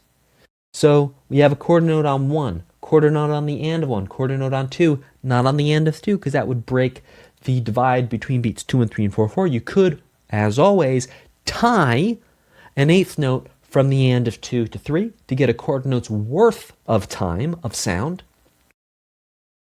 We have a quarter note on 3, quarter note on the and of 3, quarter note on 4, and obviously not on the and of 4 because that would last into the next measure. Let's take a look at a couple more combinations here. So how about one beat worth of rest and 8th notes in 3/4? So we have 1 and, here is silent, and 2 is silent, 2 and is 3, the and of 2 to 3 is silent, 3 is silent. 1/8 rest and 8th notes in 2/4, so 1/8 rest on 1, on the and of 1, on 2, on the and of 2. 1 beat of rest and 8th notes in 2/4. So 1 and is silent. The and of 1 and 2 is silent. 2 and is silent. Let's look at one more. 1 beat of note, so like 1 beat of sound, and then rests in 4/4. So we have 1 beat of sound, so that's 1 and. We have a beat of sound on the and of 1 to 2. We have 1 beat of sound on 2 and. We have 1 beat worth of sound on the and of 2 to 3. We have 1 beat worth of sound on 3. 1 beat worth of sound on the and of 3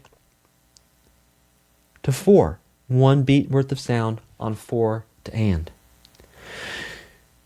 So what this page and what this lesson is really teaching you, it's how to think creatively. Because creatively is not just, oh, I'm inspired and I've got this message from the universe and I'm going to put it down.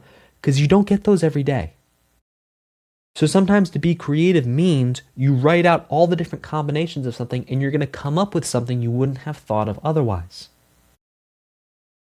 Take that idea, run with it, create some really cool rhythmic compositions, and I'd love it if you tag me on social media anywhere, at Best Music Coach, at Music Expert Dan Spencer. Tag me, because I want to see the really cool and fun, awesome sounding rhythms that you come up with using these ideas. I'll see you in the next lesson. In this lesson, we're going to talk all about the dotted quarter note. So dotted notes, as you may recall from level 1, are worth 1.5 times the rhythmic value of the written note. So let's break that down. So the written note is a quarter note. We put a dot in front of it. That means it's worth half the value of a quarter note added to the quarter note. So a quarter note is worth 1 beat. So half of 1 beat would be, well, half a beat. So we add half a beat to 1 beat, we get 1.5 beats. So to write dotted quarter notes, all you got to do is write a quarter note and then write a dot. And here's the really cool thing about writing dotted notes is once you know how to write one dotted note, the dot rules apply to all the other notes. So you can take the same dot rules as for writing a dotted half note and apply them here, but we're going to review them just in case. So you're going to write the note, either stem up or stem down. Number 2 is you're going to write a small dot next to the note head. If the note head is in a space, you're going to write the dot in the same space as the note head, right here. See that? Note head is in space 4, dot is in space 4. If the note head is on a line, you're going to write the dot in the space above the line. Same thing for ledger lines. You're going to sort of pretend there are spaces and lines there, right, with those ledger lines. So you can see here that, sure enough, we have an A note, essentially, on the first ledger line up here, and that this dot is basically in what would be the space. And this dot right here is in the space between line 1 of the staff and the first ledger line. And then if we have a ledger line note that's in a space, and again, this doesn't look like it's in a space, right? But if we imagine the next ledger line here and here, these notes really are in spaces. So you just write the dot next to the note head. So the only time you really need to think about it is when you're on a line. Otherwise, whenever you're on a space, just write the dot next to the note head. Let's talk about how to use a dotted quarter note in measures. So dotted quarter notes cannot cross the division between beats 2 and 3 and 4, 4.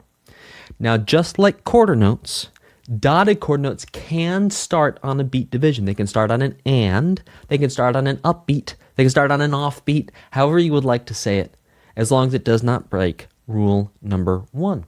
And sure enough, you can see here that dotted quarter notes can go on strongest, strong, weak, and divisions. The reason why they cannot go on weakest beats is because the weakest beats are always at the end of the measure, and weakest beats are only worth 1 beat, and the dotted quarter note is worth 1.5 beats, which means it would extend into the next measure. So if you want to have a quarter note that sounds 1/2 of a beat into the next measure, you should tie a quarter note to an 1/8 note. Let's look at some examples. Okay, so right here, this is incorrect because we have this dotted quarter note here that's trying to last all the way through beat 3. Really the correct way of doing this, because look, what do we want here essentially? We want 1 and 2. We want 3 halves of a beat or 1.5 beats worth of sound. That's what we're looking to have here. So the correct way to get 1.5 beats worth of sound is to actually tie the quarter note over to an 1/8 note so we can clearly see that divide between beats 2 and 3 when we are in 4/4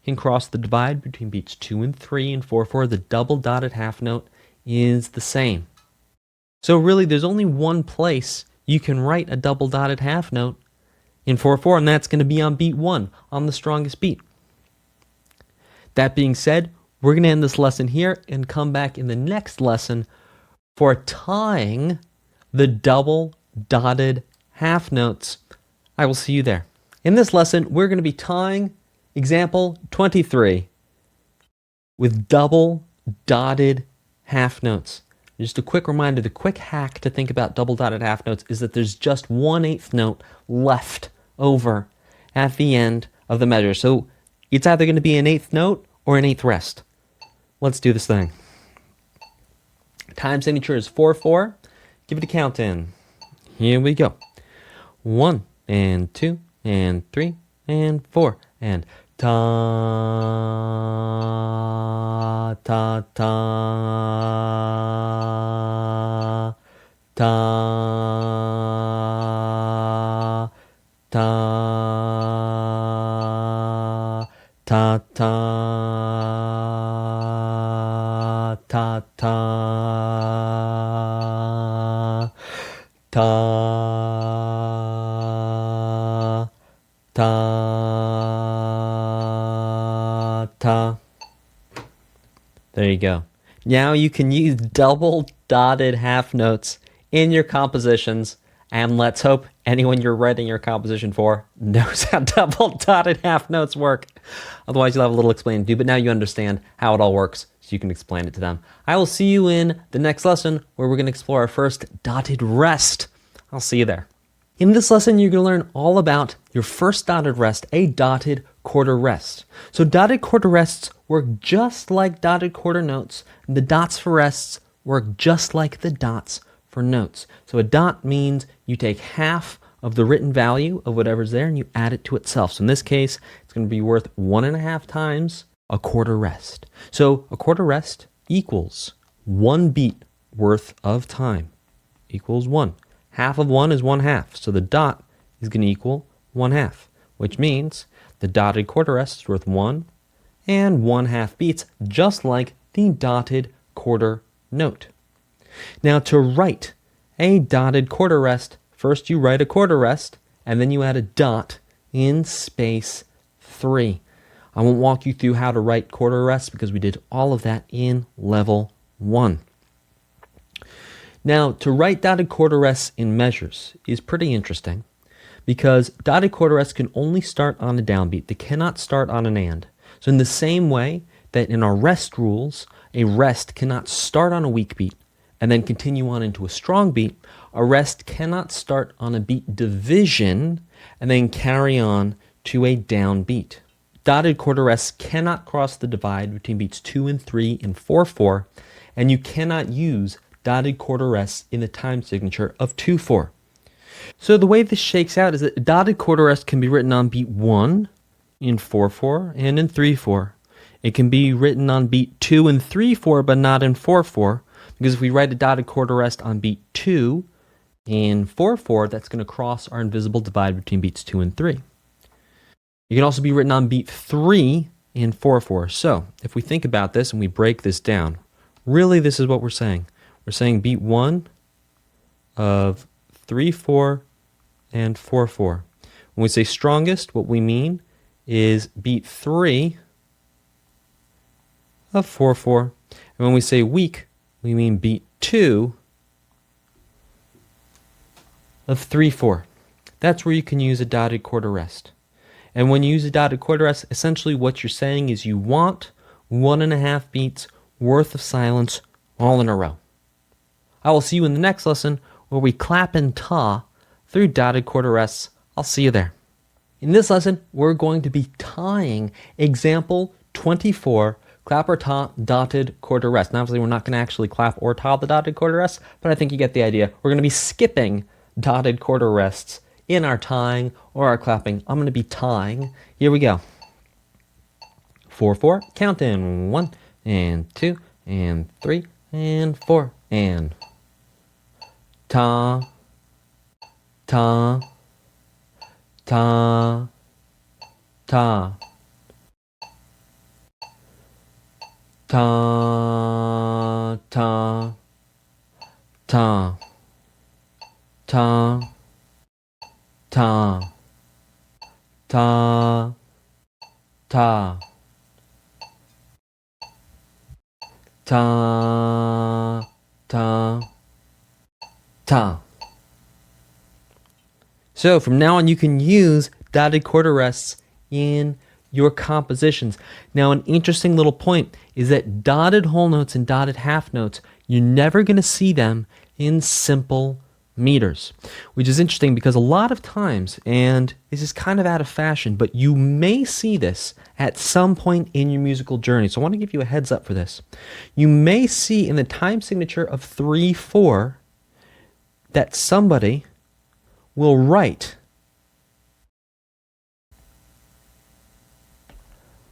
a dotted half rest. And think about it. What are they trying to say? They're trying to say, well, a half rest gets 2 beats worth of silence. The dot means you add half of 2 to itself. Half of 2 is 1. So 2 plus 1 equals 3.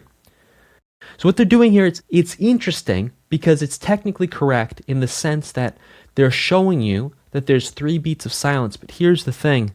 Whenever we're in 3/4, we're not going to use dotted half rests to show a measure of silence. We're going to use whole rests to show a full measure of silence in 3/4. So a quick little note there, just in case you spot that out in the wild along your music journey. There's a reason why someone's putting that there, and it's because they're just thinking in terms of literal beat units and saying, okay, we're in 3/4, it's going to put a dotted half.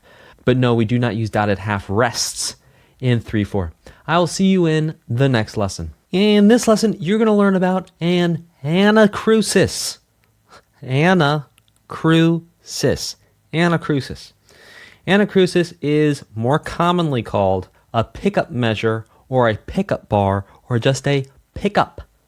It's an incomplete measure at the beginning of a piece of music with fewer beats than the time signature indicates.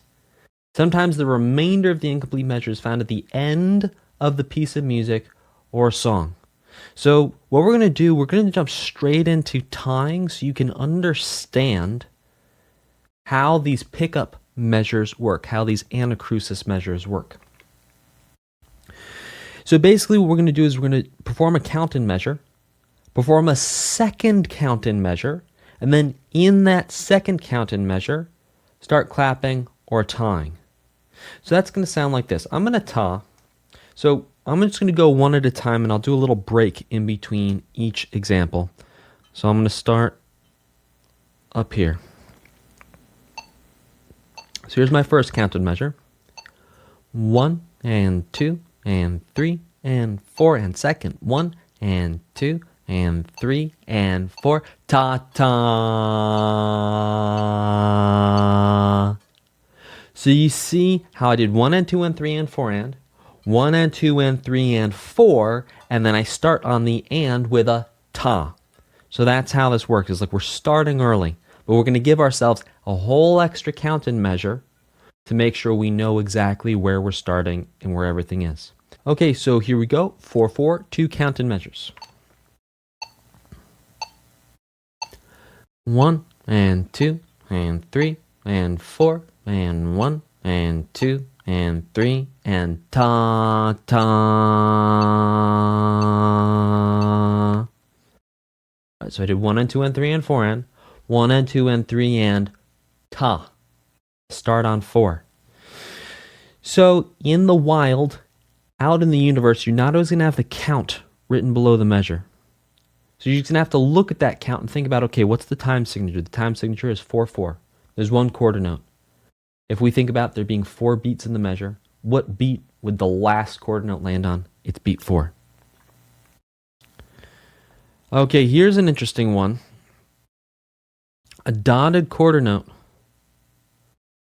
to a whole note. All right, so I'm doing this one now.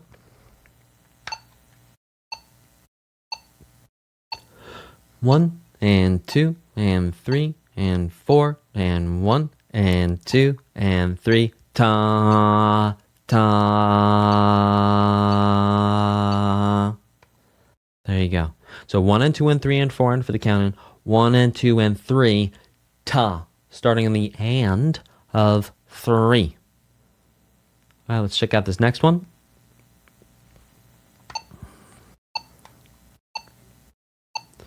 One and 2 and 3 and 4 and 1 and 2 and ta ta. There you go. So 1 and 2 and 3 and 4 and 1 and 2 and ta, starting on 3. Okay, let's check out this next one. Goodness, this is starting to get even more complex. Here we go. We're right here. 1 and 2 and 3 and 4 and 1 and 2 ta ta. So 1 and 2 and 3 and 4 and 1 and 2 ta. Let's check out this last one. Here we go, the last one. 1 and 2 and 3 and 4 and 1 and ta ta. So 1 and 2 and 3 and 4 and 1 and ta. Anacrusis, pickup, measure. We're going to do a couple more tas examples in the next lesson, and then we're going to look at how to actually use these when you're writing by hand, and also talk a little bit about how to create these when you're writing with a computer. I'll see you in the next lesson. In this lesson, we are going to ta examples 26 and 27, but we're also going to learn an extra thing. There's a bonus lesson hidden in here. And that is, there's 2 ways of presenting an anacrusis. You can, number 1, have an anacrusis at the start of your piece of music, like we have right here, and then at the end, you have a full measure with all the beats that the time signature shows. So the time signature here is 4/4. We have a full measure here, 1 and 2 and 3 and 4 and. So you can start with an anacrusis and have a complete measure at the end. The other way of doing an anacrusis is you have an incomplete measure at the beginning, and then you subtract however many beats you put in that first anacrusis measure from the last measure. So we can see here, the first measure, we have 3/8 notes. That's and, 4, and. And we can see in this last measure, we only have 1 and 2 and 3, and that's because the and, 4 and 4 and from here is actually all the way over here at the beginning. So neither way is right or wrong. They're just 2 different ways of presenting an anacrusis.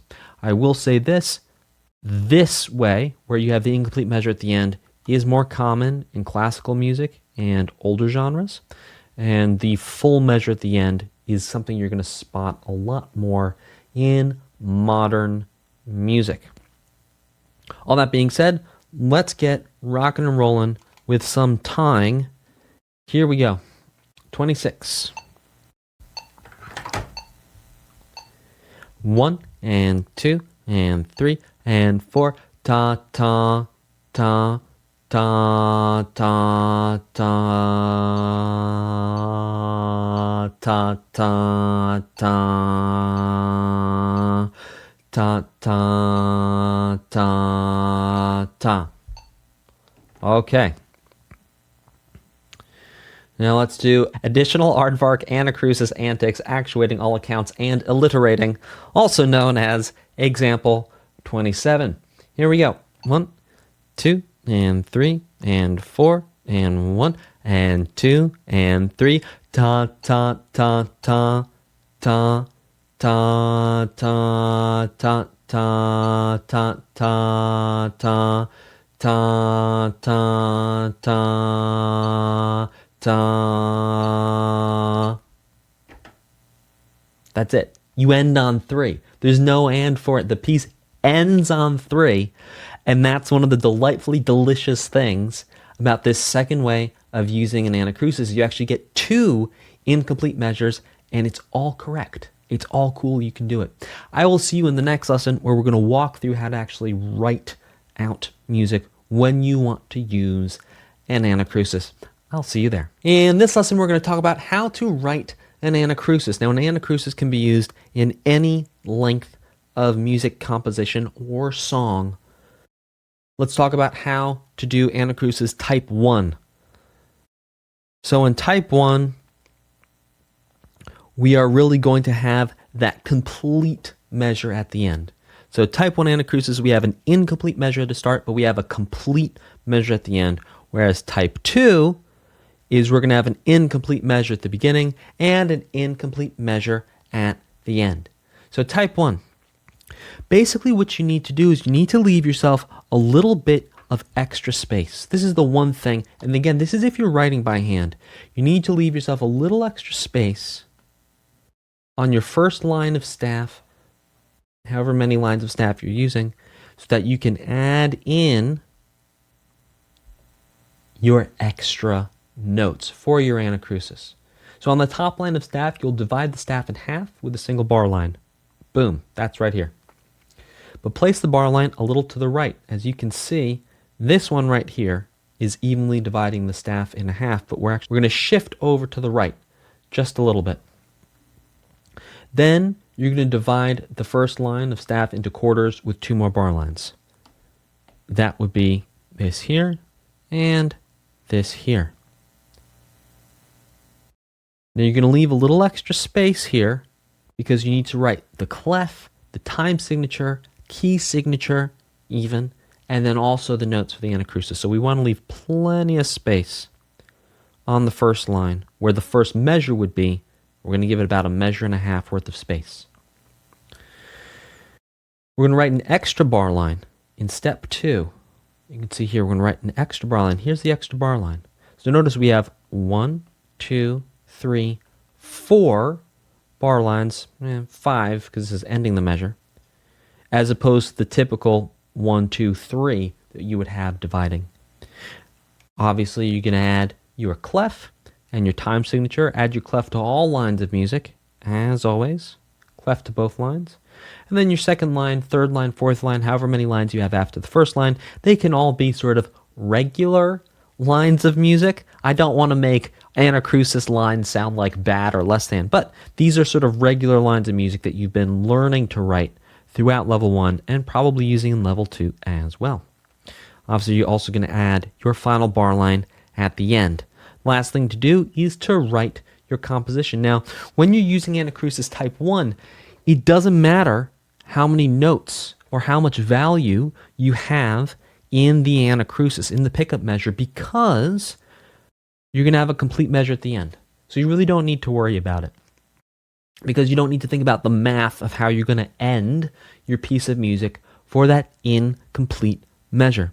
So in this example here, sure, I have an 8th note. You could put a quarter note, half note, whatever you want, and you can refer back to our tying examples for ideas of how you can actually start a piece. Now, in the tying examples, all those examples were showing you different lengths and durations of notes, but just like additional aardvark, anacrusis, antics, actuating all accounts, and alliterating, you can have different notes start your anacrusis off. It doesn't have to just be one long note. You can put a bunch of different notes in there.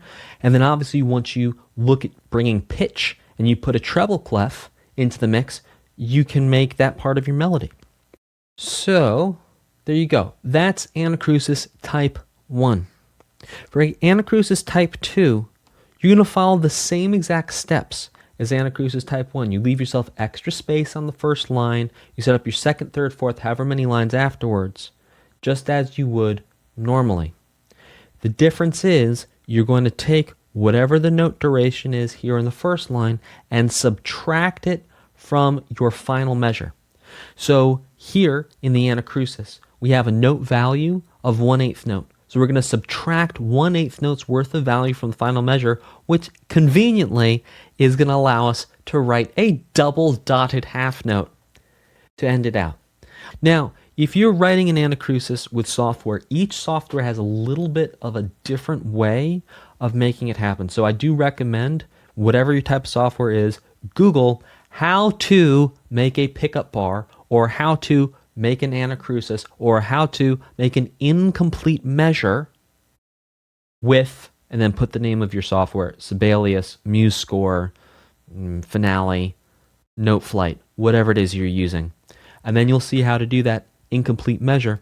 And then also, you're going to need to add an incomplete measure at the end if you are writing an anacrusis type 2, where you subtract the amount of notes or the note values from the anacrusis from that final measure. I will see you in the next lesson. In this lesson, we're going to review ties. So to be clear, tied notes combine the rhythmic value of two or more notes together in the same measure. They can combine the rhythmic value of two or more notes in connecting measures, and they can combine the rhythmic value of two or more notes from one line of staff to another line of staff. You're only ever going to connect notes that are the same pitch class in the same octave register with ties. So you're going to write the notes on the same line or space of the staff, and then you connect them with the tie. If they're stemmed down, the tie is going to arch over. If they're stem up, the tie is going to arch under. Here's just some examples of tie math. This is just a quick review from level 1. So a chord note plus a chord note would equal 2 beats. A chord note tied to a half note would equal 3. For example, over here, a dotted half note tied to a chord note would equal 4 beats. A chord note tied to a whole note would equal 5 beats. Half note tied to a whole note would equal 6 beats, and so on. Now let's review tie rules, because we have a lot of new notes, which is why I really think it's important to review ties, is because the tie rules can get a little funky when you're looking at all the different types of eighth notes, double eighth notes, quadruple eighth notes, single eighth notes, and then also bringing in things like the dotted quarter note and the double dotted half note. So you're going to use ties to connect notes only when the option of placing a regular note with a larger rhythmic value is impossible. This means if you can use a dotted note instead of a tied note, you should do it. Ties cannot skip over rests or other notes, and ties for note heads on or above the middle line arch over, and ties for note heads below the middle line arch under. All that being said, let's ta some ties as an example. Here we go.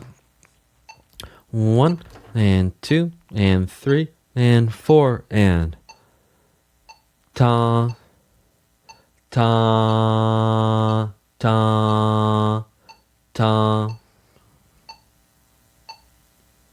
ta ta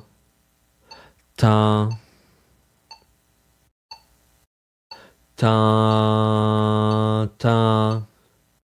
ta ta ta ta ta ta ta ta. I will see you in the next lesson. In this lesson, you're going to learn about a fun little thing called measure repeat signs. So measure repeat signs are used for measures that repeat immediately and are repetitive and simple. Now, measure repeat signs are not super common. I maybe throughout my entire career have seen them maybe 30, 40 times. When you think about how many pieces of music I've played and how many pieces of music I've looked at, it's not that many. So you'll know what these are. You can use them if you want, but this lesson really is more just so you understand what these symbols are, what these marks are, so that if you see them, you know what to do. But I would not plan on using these a whole bunch in your compositions. I would also not plan on seeing these a whole bunch in any music you're going to play for the rest of your music career. Now, I do recommend for sure checking out the book examples 29, 30, and then we're going to clap and ta 31 together. So this right here, it kind of looks like a percent sign. This is a one measure repeat. So it means repeat everything that happened in the measure before it. This includes, and is not limited to, chords, notes, rhythms, and rests. So we can see here that we have, sure, a half note getting 1 and 2, and then a half rest. And then we have this repeat sign here, which means we're going to do all of this again here. Same thing here. This right here means we're going to play all of this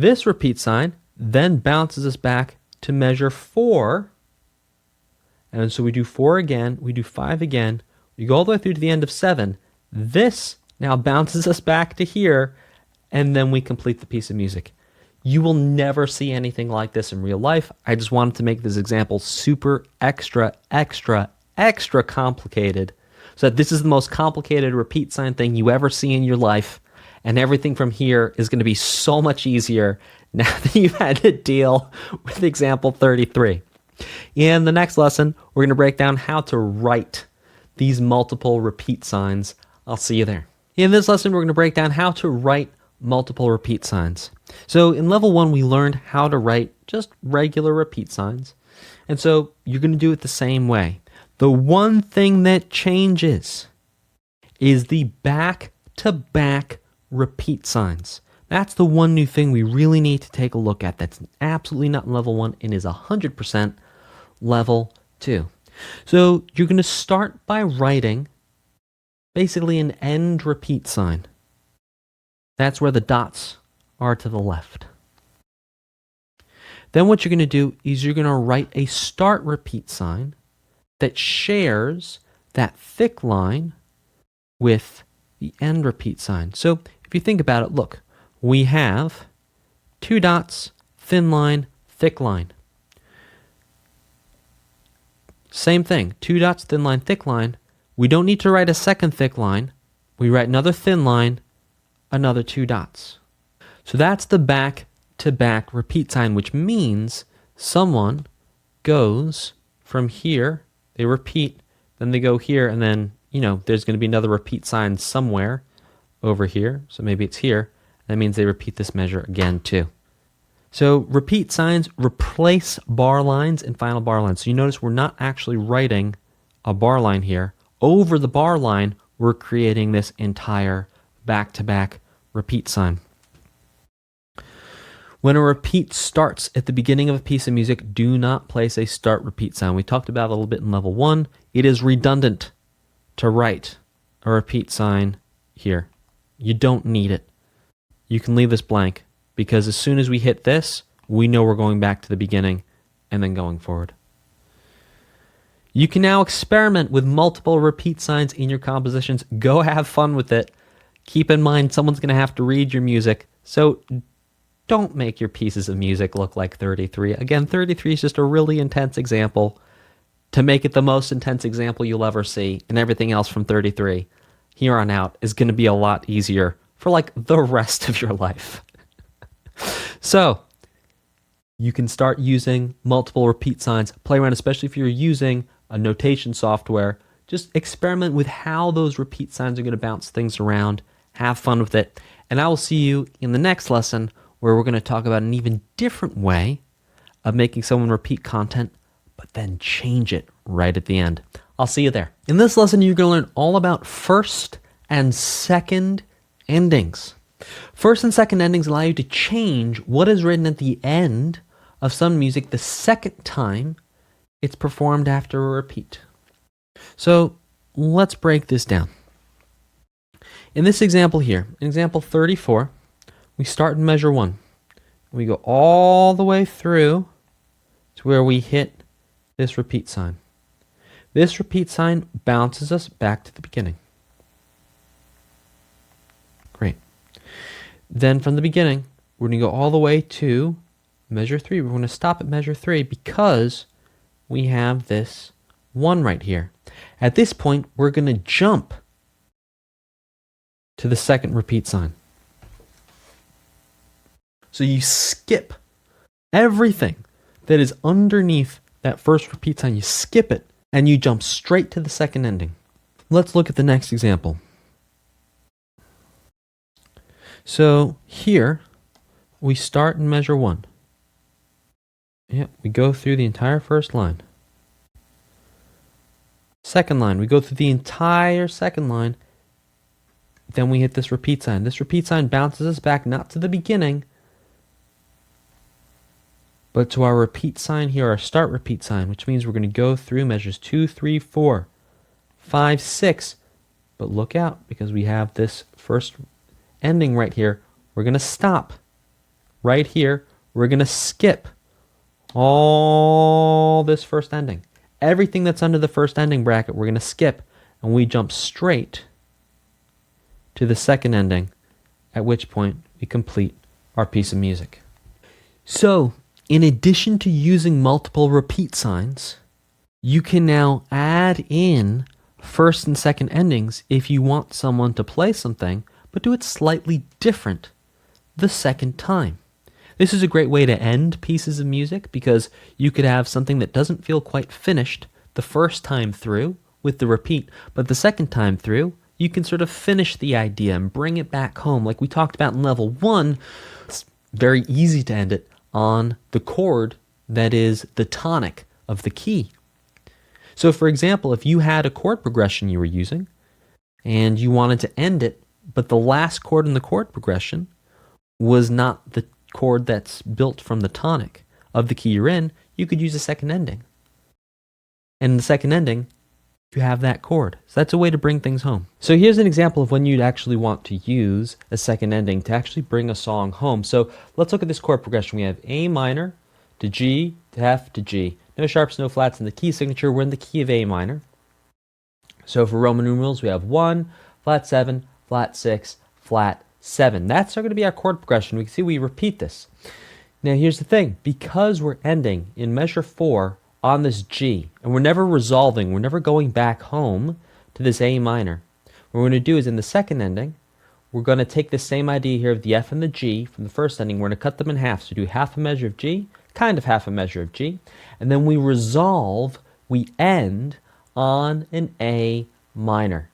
So let's listen to this and see if you can hear what happens when we get to this A minor. It should feel like you're coming back home. You're arriving after a journey. Let's listen to it. Here we go.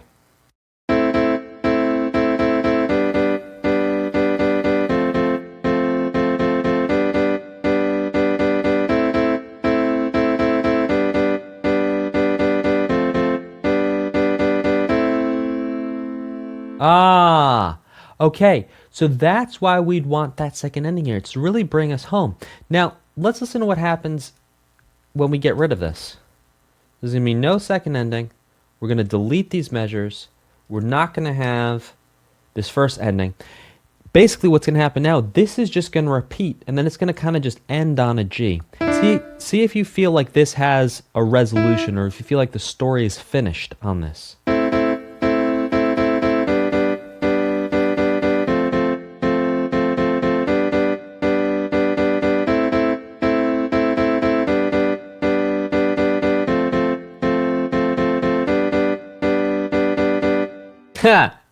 Ba ba ba ba ba ba doesn't quite end in the same way as if we had that extra A minor at the very end. Now obviously you could also, you don't need to use a second ending, you could also just go ahead and after that repeat add in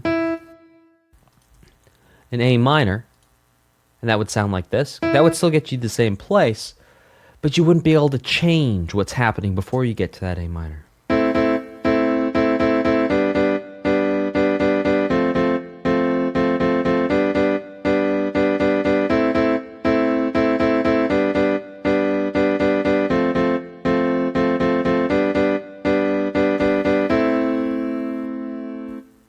In the next lesson, we'll talk a little bit more about how to write first and second endings. I'll see you there. In this lesson, you're going to learn how to write first and second endings. So, first and second ending rules. You always skip the first ending measures after reading or performing it and go straight to the second ending.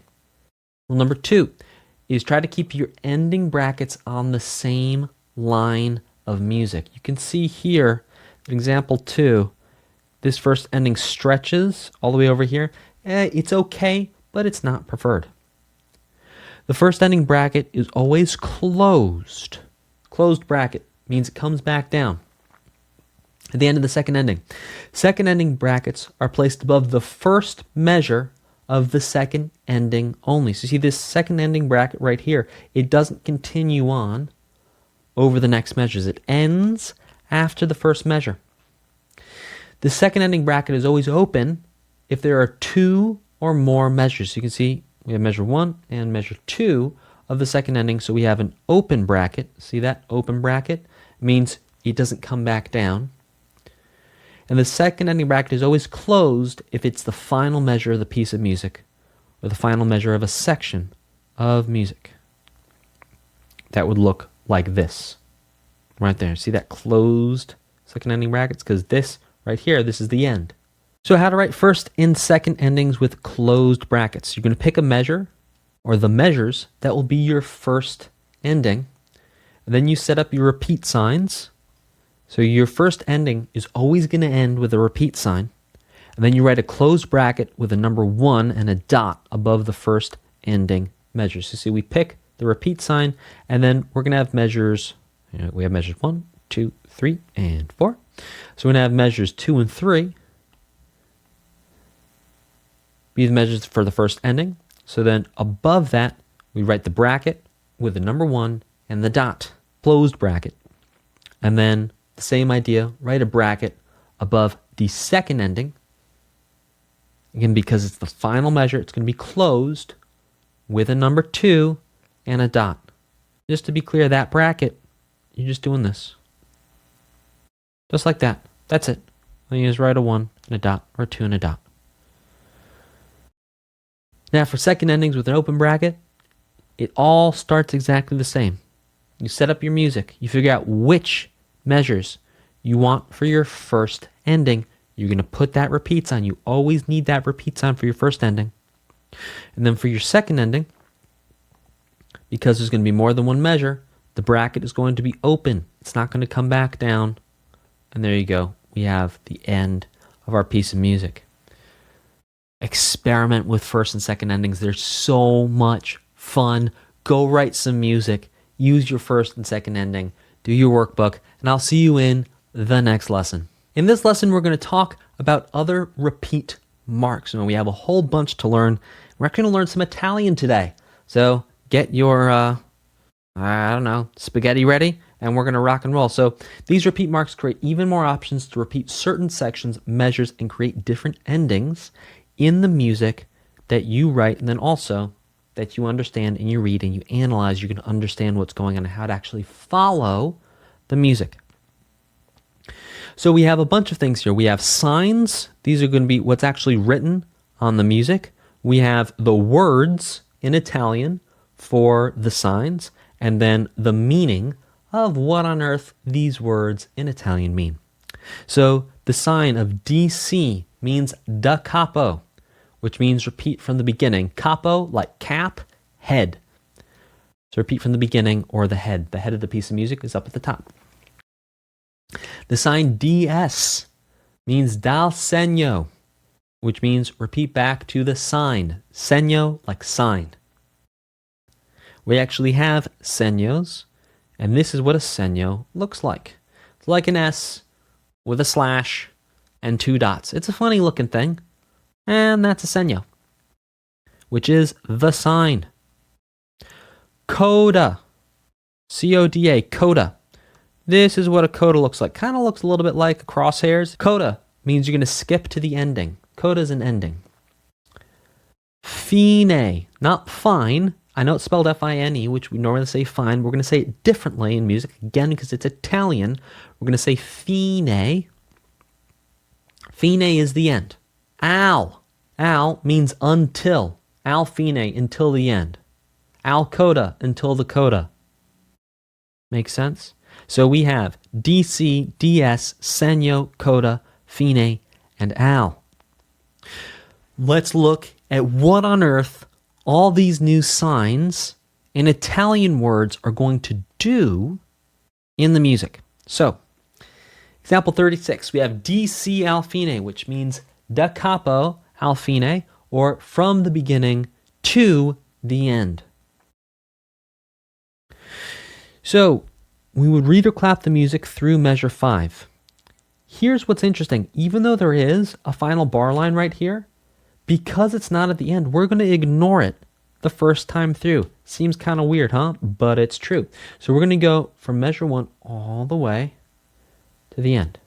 Now, at the end, you'll notice that there's a double bar line and we have writing below the staff that says D, C, Al fine. DC means to the beginning.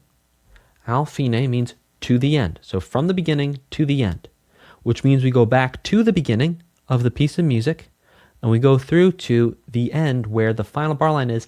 And importantly, the word fine is written. So whenever you see fine with a final bar line in the middle of a piece of music, you ignore it the first time because there's going to be something further on in that piece of music that's going to tell you, hey, you got to go back. And there's going to be a different way to end this piece of music.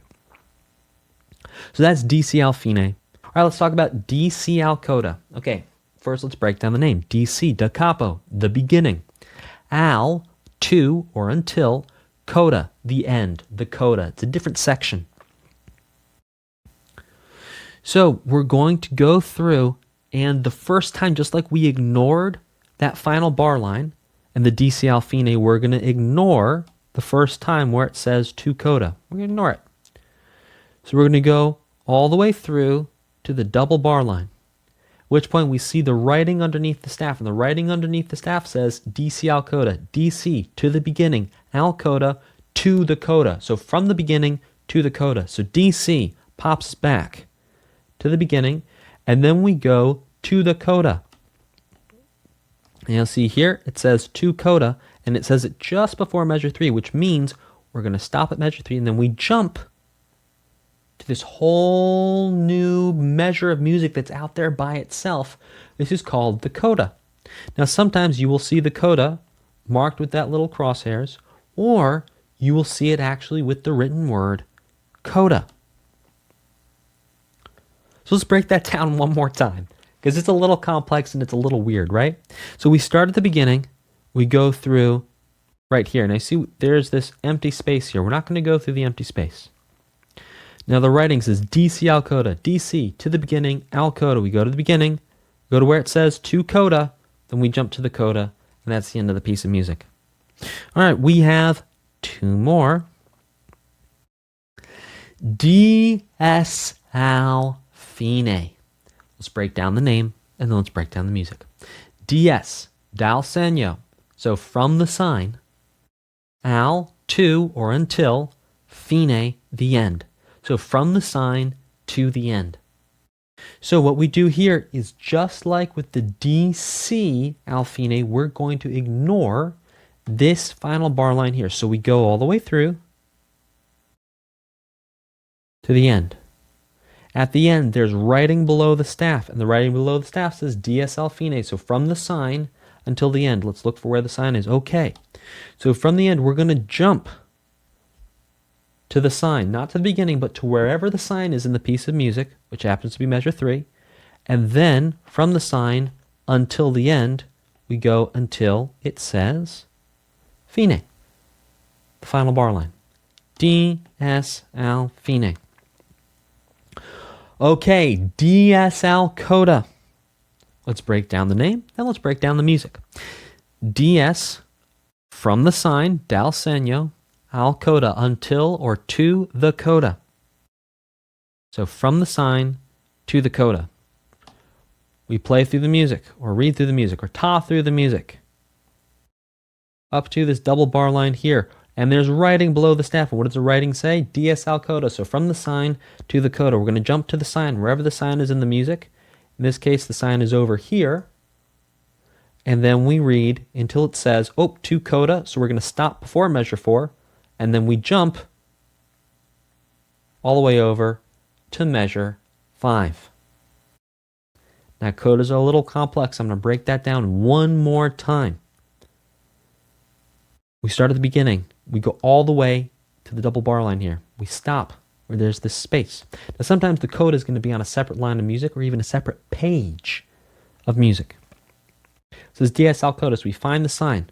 We go back to the sign. So instead of repeating back here, right? So it's sort of like we have a repeat sign here. Instead of a repeat sign, we jump back to where the sign is. And then we play until it says to coda, because remember down here, our mission was to go from the sign to the coda. So at this point it says to coda, so then we jump to the coda. I will see you in the next lesson where we talk about how to write all these awesome, fun repeat marks. See you there. In this lesson, we're going to talk all about how to write segnos, codas, and how to write these repeat marks actually in music. One thing to note is that sometimes in music, instead of saying to coda, you'll just have a coda sign. So sometimes you're just going to see this and then another coda sign here, and that means jump from the coda crosshair to the next coda crosshair. So to write a segno, you're going to write an S that is kind of tilted back. We write a line and 2 dots. To write a coda, you write the number 0 and then write a cross or a line or a crosshair, however you'd like to think about it. Now to actually write the DC, the DSL coda, the fine, all of these are always going to be written below the staff, directly below the measure. They apply to aligning with the end of the measure. And if you're using a computer, the computer's going to do all this automatically for you. The computer also can pop the writing above measures. I've seen computers do that as well. If that's the case, it's fine. Leave it alone. As long as the computer actually then, when you play back, follows the instructions of the DC, the DS, the al coda, the fine, whatever's going on. In the measure where the DC or the DS takes place, you're always going to put a double bar line. So you can see DC al fine, it's aligned with the end of the measure. And at the end of the measure, there's a double bar line. DC al coda, aligned with the end of the measure, double bar line. DS al fine, aligned with the end of the measure, double bar line. DS al coda, aligned with the end of the measure, double bar line. The fine is going to use a final bar line that is not at the end of the music.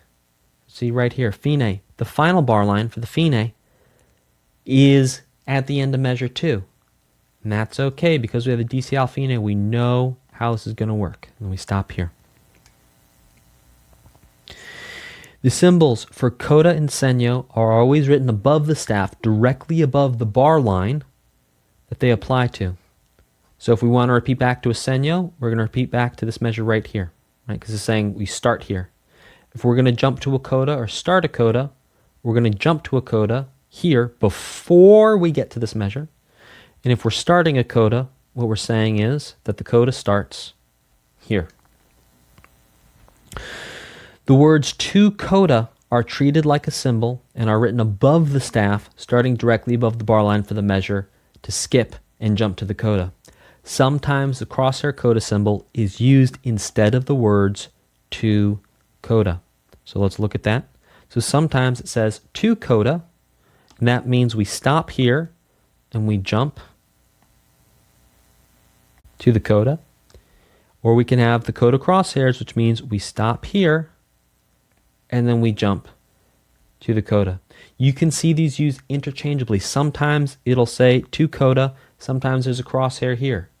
Sometimes there's a crosshair here and it'll say coda. And whenever possible, you're going to put codas onto a new line of music or to a new page if it's easy for someone to read on a new page. If not, always try and keep your music on the same page.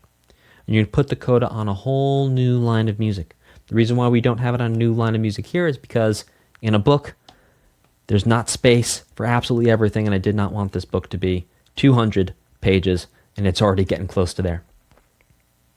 Because then the book gets more expensive for you to buy, because it costs more to print, and I like to keep the costs at a good place. So, you can now use repeat marks in your compositions and songs. Have fun with these. They're a ton of fun to explore, and now whenever you come across these in the wild, you are going to know what to do with them. I will see you in the next lesson. In this lesson, we're going to talk all about tempo marks. So these tempo marks are used in older styles of music. Oftentimes in modern music, and in this book, you will just see the speed that the quarter note equals. That means that one click, one beat, one count per quarter note. So this is the modern way of doing things. You're going to see quarter note equals 100, which means, just like we've had throughout this book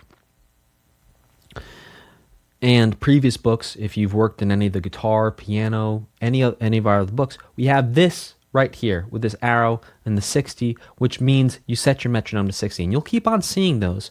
But what you're going to start seeing as well now, because you'll see them out in the real world as well, are tempo marks like this. So the quarter note equals 60, which means you set your metronome to 60, and that's the quarter note. And then you think of all other notes in relationship to that. Just like with time signatures, whatever the bottom note of the time signatures, we're going to compare all other notes to that. So what's really fun and interesting about tempo marks past just saying what the tempo is going to be, what the speed's going to be, is that tempo marks can actually show you how to play the music, like the emotional approach, like the idea, the intention behind the music. So for example, Marcia Moderato here, sure, it's between 83 to 85 BPM, but it means to play the music like a march. Things like vivace, right here. Vivace means lively. So sure, there is a speed component there, and when you play music fast, it does sound lively. But it's in addition to that. It's like for the person who's performing to actually try and add something to it, to add an inflection, a feeling into the performance.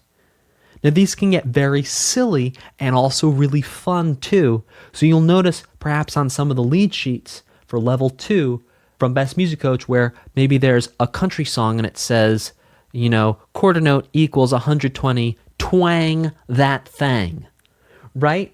So you can have a lot of fun and make your own tempo mark. So you can say what speed the music should be, and after that you can write whatever you want.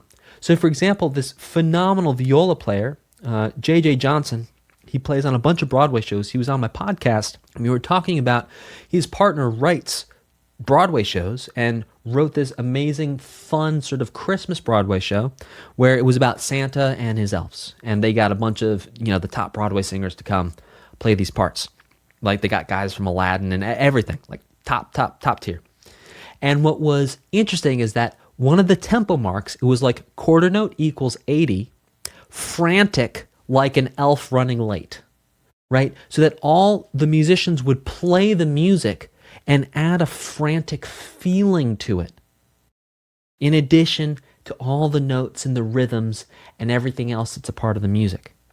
So you can have a lot of fun with these and be as creative as you want. There's no right answer, there's no wrong answer for what direction to give the people playing your music or you playing your music or the intention of your music. Just have fun with these. Now, we're going to quickly read through these. So again, we have some Italian words. We have larghissimo, which means very, very, very slow. 24 BPM and under. Very rare. You will most likely never see music at larghissimo in your life. Grave, or grave. Very slow, 25 to 45 BPM. You notice for these classical ones that we're reading out here in Italian, there's a range. There's no set speed. Largo, which means broadly. See? Broadly from 40 to 60, which is different from lento, 45 to 55. There is overlap between lento and largo, but largo means broadly. It means the musicians are going to play it broadly, whereas lento means the musicians are going to play it slowly, and the focus is slow. They want to emotionally translate slowly with the music as opposed to broadly with the music. Larghetto, somewhat broadly, 60 to 66 BPM. Adagio, at ease, 66 to 76. Adagietto, slower than andante, but slightly faster than adagio. So you will see these sometimes, and some of these are like, it's like, really, guys, do we really need adagietto? By the way, this is a shortened list. There's tons more of these that get even more like specific and nuanced. These are the main ones though. Andante, a walking pace. Now you see the tempo range for andante is 76 to 108 BPM. That's like over 30 beats per minute range. And 30 beats per minute, it's a big range. But andante is at a walking pace, and that's because, well, people walk at different speeds. So what are you going to do? Andantino, slightly faster than andante. But you can see that even here, the tempo range for andantino is very similar to andante. It just skews a little bit higher. Marcia moderato, moderately like a military march. Andante moderato, between andante and moderato, which is going to be 92 to 98. By the way, I'm East Coast, so I say moderato, but it's moderato. Just to be clear, I'm doing that East Coast thing where we turn our T's into D's. So, moderato at a moderate speed, 98 to 112. Allegretto, or allegretto, moderately fast. Allegro moderato, close to but not quite allegro, really moderately allegro, 116 to 120. Allegro, fast and bright, 120 to 156. Vivace, lively, 156 to 176. Vivacissimo, very fast, very lively, 172 to 176. But you see, even there, vivacissimo is just taking the upper range of vivace, and it's specifying that you don't want the music to be closer to vivace, you want to be closer to the upper range of vivace.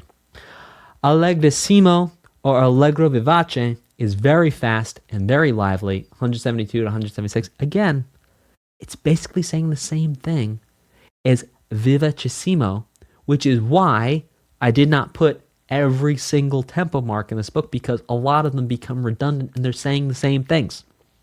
Presto, very, very fast, 168 to 200 beats per minute.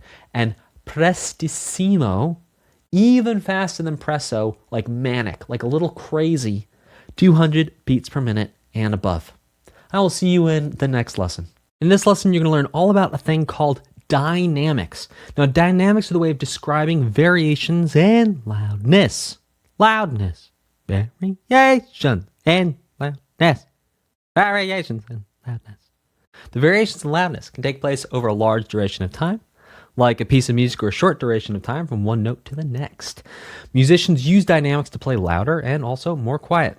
Another word to describe dynamics is volume. So when you say turn the volume up, what you really mean is crank those dynamics. So, what we use to understand and see how loud music should be played are something called dynamic marks. Dynamic marks are terms and symbols used in music notation to show different levels of loudness. They show the transition from one level of loudness to the next. So, we have 4 basic dynamic marks we're going to learn about here. There are more, but these are the core ones that are the most common, and we'll learn about more later on, level 3, level 4, things like that. All the dynamic mark terms we're going to use are going to be Italian words. Let's check out our first one. First is forte. Forte means loud. Forte, like playing piano, is my forte. Forte means you're good at it, you're strong at it. Strong, loud. Forte, loud. Mezzo forte. Now, mezzo is an interesting word. So in Italian, if you're doing so-so, like someone says, how are you doing today? And like you might be feeling a little under the weather, you could say mezzo, mezzo. Mezzo means sort of, like I'm okay. I'm so-so. And it's pretty much a direct translation. It's so-so. I'm doing so-so today. So when we use mezzo and forte, it means kinda forte, kinda loud, sorta loud. MF, mezzo forte. Kind of loud. MP is mezzo piano, which means kind of quiet. Mezzo, sort of quiet. And piano is P, which means quiet. So we have piano, mezzo forte, forte. These are going to be our 4 levels of loudness. So there are 4 levels of loudness. You're always going to leave room to get louder. So even at forte, you want to leave room. Forte is not you just as loud as you possibly can. It's going to be loud, but you're still going to leave some room to get louder. Your piano is going to be quiet, but it's not going to be so quiet that it's like the quietest thing you could possibly do. You're going to leave some room to get even quieter after piano. You're going to leave some room to get even louder after forte. And try to keep your interpretation of piano, mezzo forte, and forte consistent. So you don't want your forte to be here one day and then your forte to be here the next day. No. Your forte is always forte.